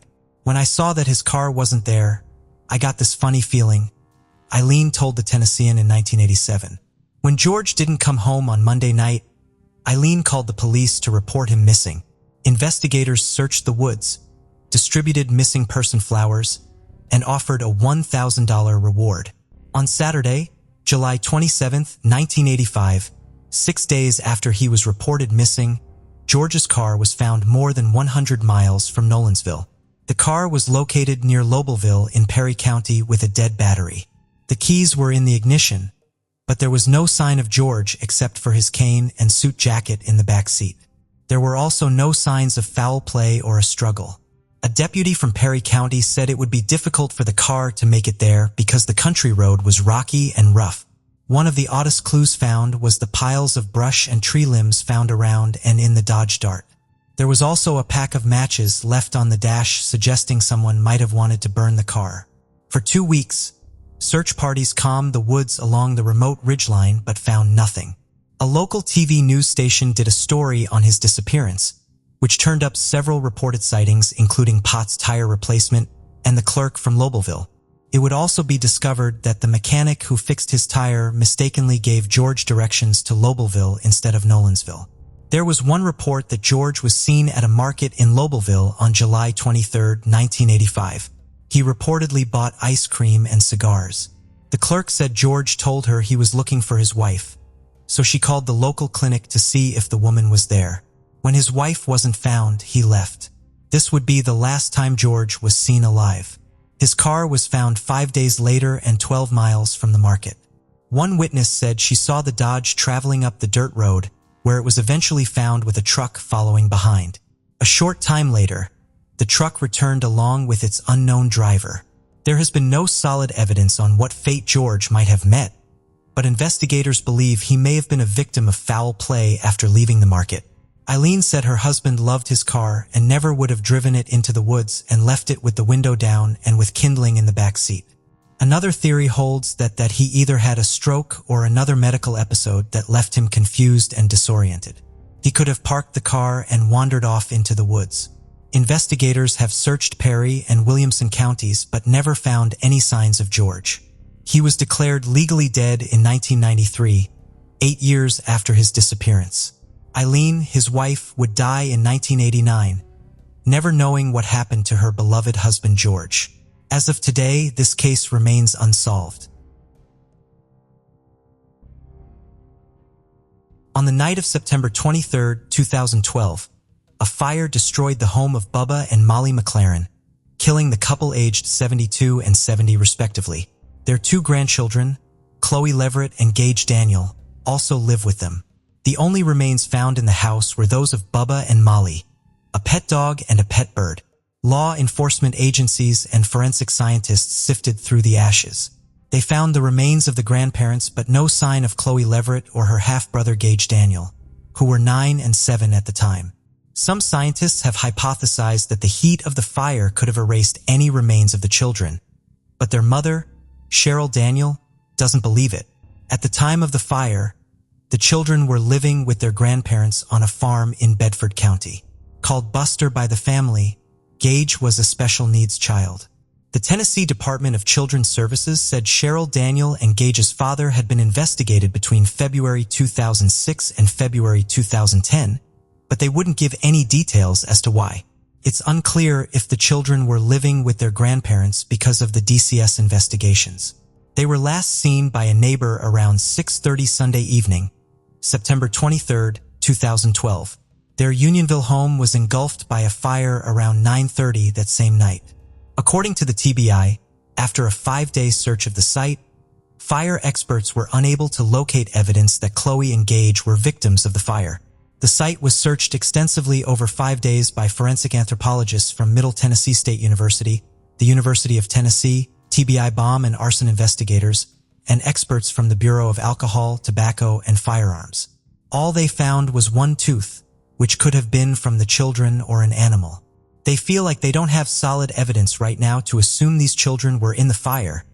Then TBI spokesperson Kristen Helm told Nashville news station WKRN.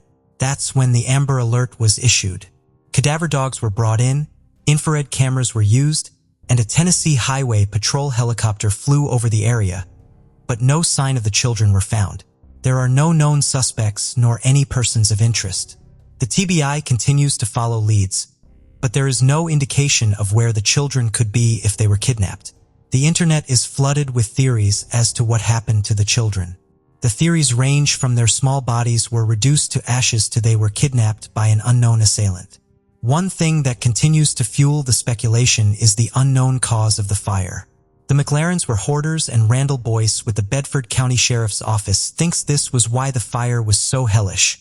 He would describe the house as being very difficult to navigate due to the immense hoarding inside. He also stated Molly was on oxygen, was taking morphine for cancer, and smoked in the bed constantly. Plus, it was a cool night and they had several space heaters through there. Investigators found more than 30 propane tanks in the basement of the home, and some of them still contained fuel. While there was evidence the tanks had ruptured, there was no evidence of an explosion.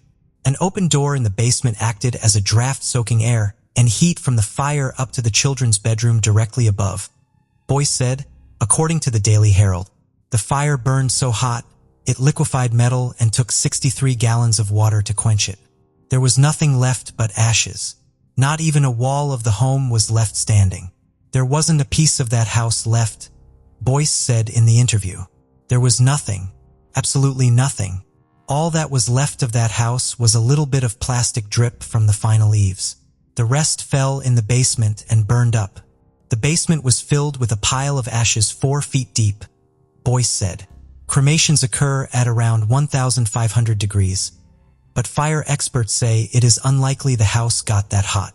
Various experts said that it is possible that the children burned to ash in the fire, but teeth are difficult to destroy in a fire. I'm completely confident they weren't in there, said Dr. Mike Tabor, chief odontologist for the medical examiner's office. Tabor studies and identifies teeth. So now we wonder, where are these children? As of today, the children remain missing and the case remains unsolved. Bobby Smelchure was 52 years old when he disappeared from Shelbyville, Tennessee. He had hit some rough patches in life, but bounced back and repaired his relationship with his two daughters, Brandy and Jennifer, and his grandchildren. On November 21, 2010, Bobby would go to work, then stop by the grocery store and ate dinner at home. He would then disappear into thin air. Bobby disappeared from his home on East Lane Street in Shelbyville. Investigators found his cell phone, wallet, and keys at his residence, along with a few small blood spots which police said did not appear to be suspicious. When Bobby didn't go to work on November 22nd, some of his co-workers went to check on him, but no one answered the door. They went back the next day and found the back door wide open, and it was pouring down rain. They said they shut the door, locked it up, and left. Afterward, one of his co-workers called Bobby's brother, Bryce, and said that Bobby was missing and they couldn't find him. Bryce Smelchure went to his brother's home and found drops of blood by the front door and blue jeans in the bathroom that were ripped and appeared to have blood on the front. Later tests would show the blood was Bobby's. Other than finding his cell phone, wallet, and keys, investigators would not find anything out of place. Apparently, the Shelbyville Police Department waited until Monday, November 29th, the day after the Thanksgiving weekend, to process the scene. The police found no leads until Bobby's skull was found April 16, 2012 by a fisherman on the Duck River. The fisherman was in an area known to locals as Wolf Meadows, which sits about 2 miles from Shelbyville. The forensic anthropologists at the University of Tennessee were able to identify the skull as Bobby's with help from dental records. After the identification, searchers and divers combed the Bedford County Forest and waterways looking to find more of Bobby, but had no luck.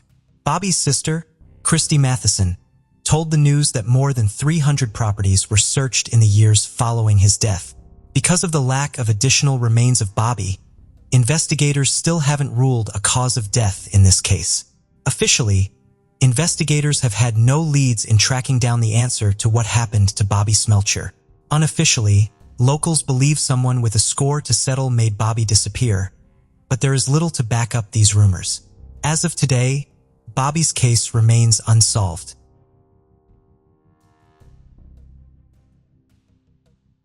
On Friday, December 8, 2000, Joshua Lee Walden was at home with his 17-year-old sister, Crystal.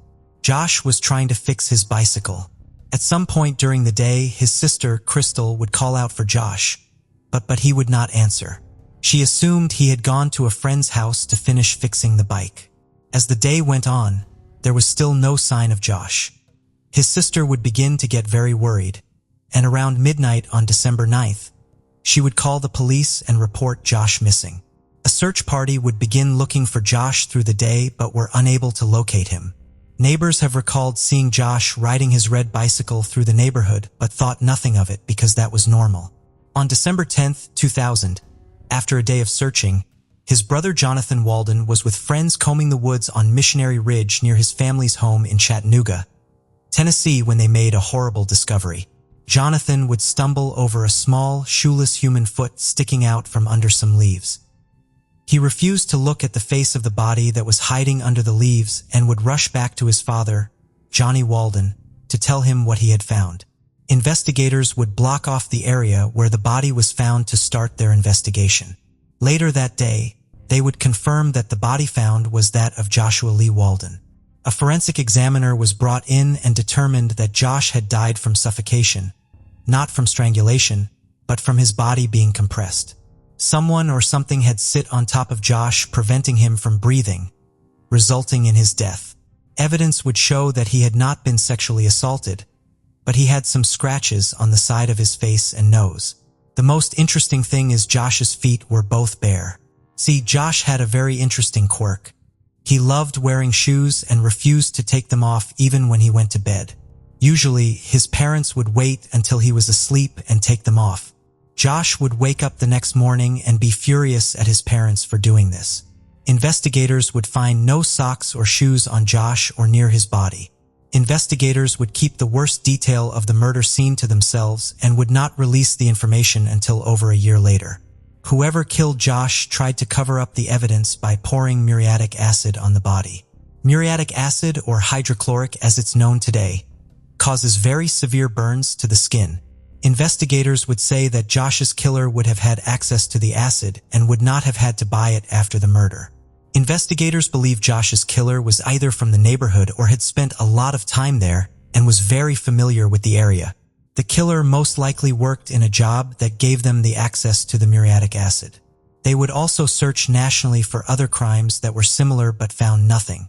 As the years have gone by, they still have never recovered his socks, shoes, or bicycle. Also, could the killer have known about Josh's strange quirk with shoes and have taken them off as a way of torture? Could neighborhood kids have taken his shoes off to tease Josh and then sit on top of him and accidentally kill him? If that's the case, maybe a family member tried to cover up the scene to protect their child. Interestingly enough, one family would suddenly move out of the neighborhood and out of state after the murder. However, no connection with this has ever been made. We may never know the true answer, and as of today, this case remains a mystery.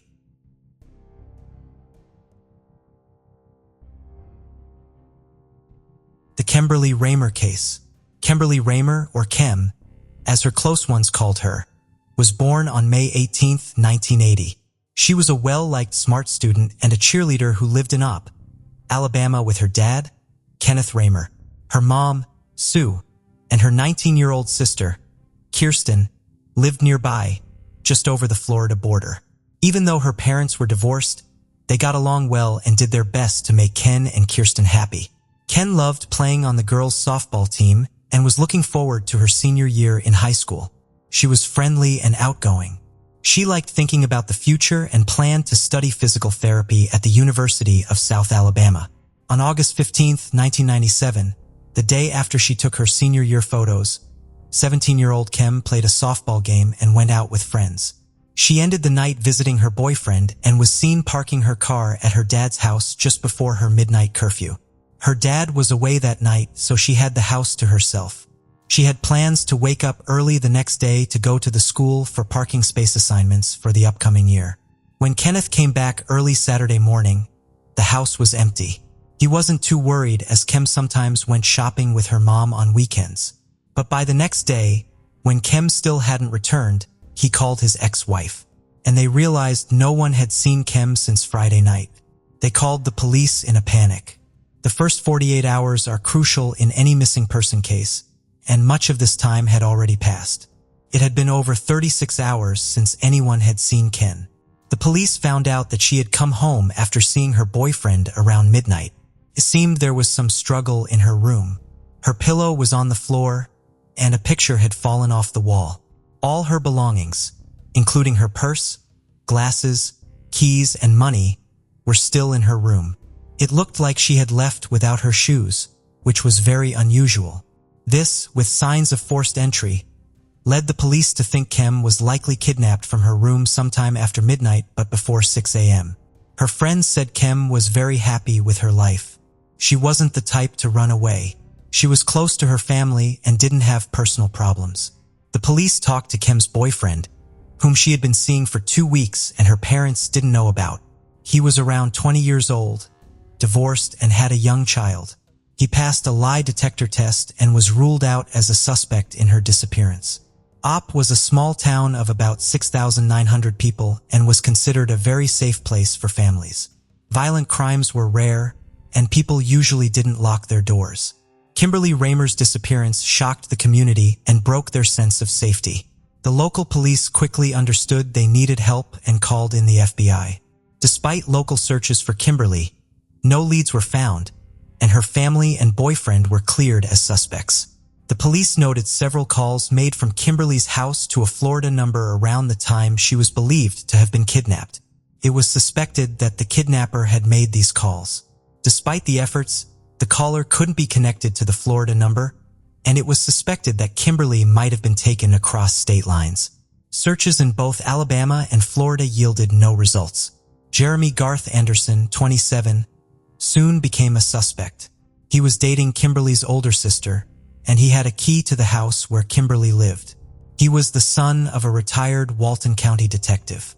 It was reported by a friend that Kim could not stand Jeremy, but Kim never told anybody why.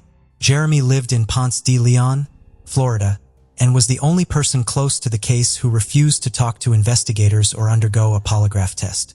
It was established that on August 15, 1997, Jeremy had borrowed a 1991 Peacock truck from his boss. The next morning, he showed up at a friend's house in a panic, asking for help to dispose of the truck. Later, the vehicle was found abandoned at a church and had been thoroughly cleaned. Jeremy had a long history of legal violations and was out on bail at the time. Kirsten, his girlfriend, unaware of this aspect of his life, broke up with him after he became a suspect. However, no charges were filed against him.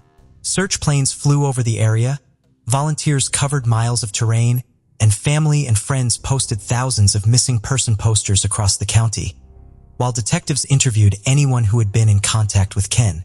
Truckers across the country picked up hundreds of these posters, but despite the immense effort, nothing led to Ken. Kim's friends had to start the school year without her, and fear for their own safety engulfed them. The person responsible for abducting the beautiful young girl was still out there, and everyone was concerned they could be the next target. The police did their best to reassure the community by stressing they were working to solve the case, but it did little to alleviate the pervasive fear. Money was raised, and a reward for information about the case was offered, clinging to the hope that Ken was still alive and could be brought home. In December 1997, Kenneth and Sue held a press conference to remind the public that their daughter was still missing. They asked for help to find Ken and urged anyone with any information to contact the police, offering a reward and stating that anonymous calls would also be accepted. They were sure that someone had the information they needed. Months went by, and the investigation seemed to be stalled. The police followed every lead they received, but were unable to develop a solid theory about what had happened to Kim that night. On May 18, 1998, the day Kim would have been celebrating her 18th birthday, the FBI began investigating a pond in Florida. They had received a tip that Kim's body had been deposited in this pond owned by a lumber company. Although the water depot was closed and had no trespassing signs, the truth was that the gate wasn't locked when Kemp disappeared, and numerous beer bottles found in the area suggested it was often used as a party spot. It was located about 16 kilometers from the Alabama state line and 50 kilometers from Kim's home in Ope. The FBI deemed the lead about the pond to be the most credible to date and dispatched a team of Cadiva dogs to the area. When it seemed like they detected the scent of human remains, the FBI sent a dive team to explore the waters, but the pond was tannic, and the water was so dark that it hindered the divers' work. Since visibility was nearly non-existent, they had to feel their way around, also employing metal detectors in hopes of finding remnants of the gold bracelet and anklet that Kimberly was wearing when she disappeared. When that attempt failed, they brought in lighting equipment to enhance visibility in the pond and spent 3 days searching the 9-meter deep water body. They found nothing indicating that the young girl had been there.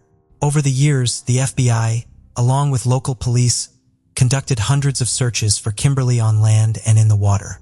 Her mother never gave up, spending every weekend exploring different wooded areas looking for her daughter. But even as tips continued to come in, nothing brought the police closer to locating Kimberly. In July 2006, the search shifted to a sinkhole near Ponce de Leon, Florida, after the FBI received an anonymous tip claiming that Kimberly had fallen into the water there. The hole, 16 meters deep and 91 meters in diameter, led the FBI to deploy a team of 10 divers to investigate the new lead. They considered the tip credible because the phone number marked from Kimberly's house on the night of her disappearance was located in the Ponce de Leon area, but they could never link it to the case. Despite spending a total of 35 hours in the water hoping to find something, they were unsuccessful. While the sinkhole search yielded no evidence, it worked well in another sense as the resulting publicity led to the FBI receiving new tips. Several individuals called in with new information for investigators who followed every lead in the hope of unraveling the mystery of what happened to Kimberly. They continued interviewing individuals and searched various other areas in Florida, but the answers remained elusive. In 2015, the police received a detailed tip suggesting that Kimberly's body was in a dump area of an abandoned house in Coffee County. A search team was dispatched to verify the tip. The house was falling apart. Investigators focused on what had been an old well behind the property, bringing in a backhoe and digging over 9 meters into the ground. They found no indication that the young girl had been there. In 2019, the police created an updated flyer about Kimberly's case and distributed it throughout the area, hoping it would remind the public that the case was still active and might generate some new leads, but it didn't achieve the intended goal. Both local police and the FBI have continued to actively investigate Embely's disappearance. They've conducted thousands of interviews over the years, but still lack crucial information to solve the case. They have a couple of suspects in sight but have disclosed no names and don't have sufficient information to charge anyone. The FBI has reiterated that they will not make public comments about potential suspects, and their spokespersons added that they believe there are still people living in the op area who know what happened to Kimberly and hope they will come forward with that information. For Kimberly's family, the years have been marked by moments of hope followed by disappointment. They cannot comprehend why anyone would want to harm such a charming young girl. Kim's father passed away several years ago. Sue, her mother, is now nearly 70 years old and has expressed that she thinks about her daughter every day. For Kimberly should be 43 years old, possibly living a happy life with a family of her own and many accomplishments. Sue says she thinks of her daughter every day. On an interview, she said, "If I could tell her something today, I would tell her I love her very much. And we wish that this has never happened." Thank you for joining us on this journey into the depths of unsolved mysteries. Cold cases not only challenge our understanding of the past, but also ignite our curiosity and determination for answers. Remember to subscribe to stay updated on our latest investigations. And if you have any information regarding the cases we've covered, don't hesitate to reach out. Together, we can shed light on the shadows of the past and bring closure to those who seek it. Until next time, stay vigilant, stay curious, and never stop seeking the truth.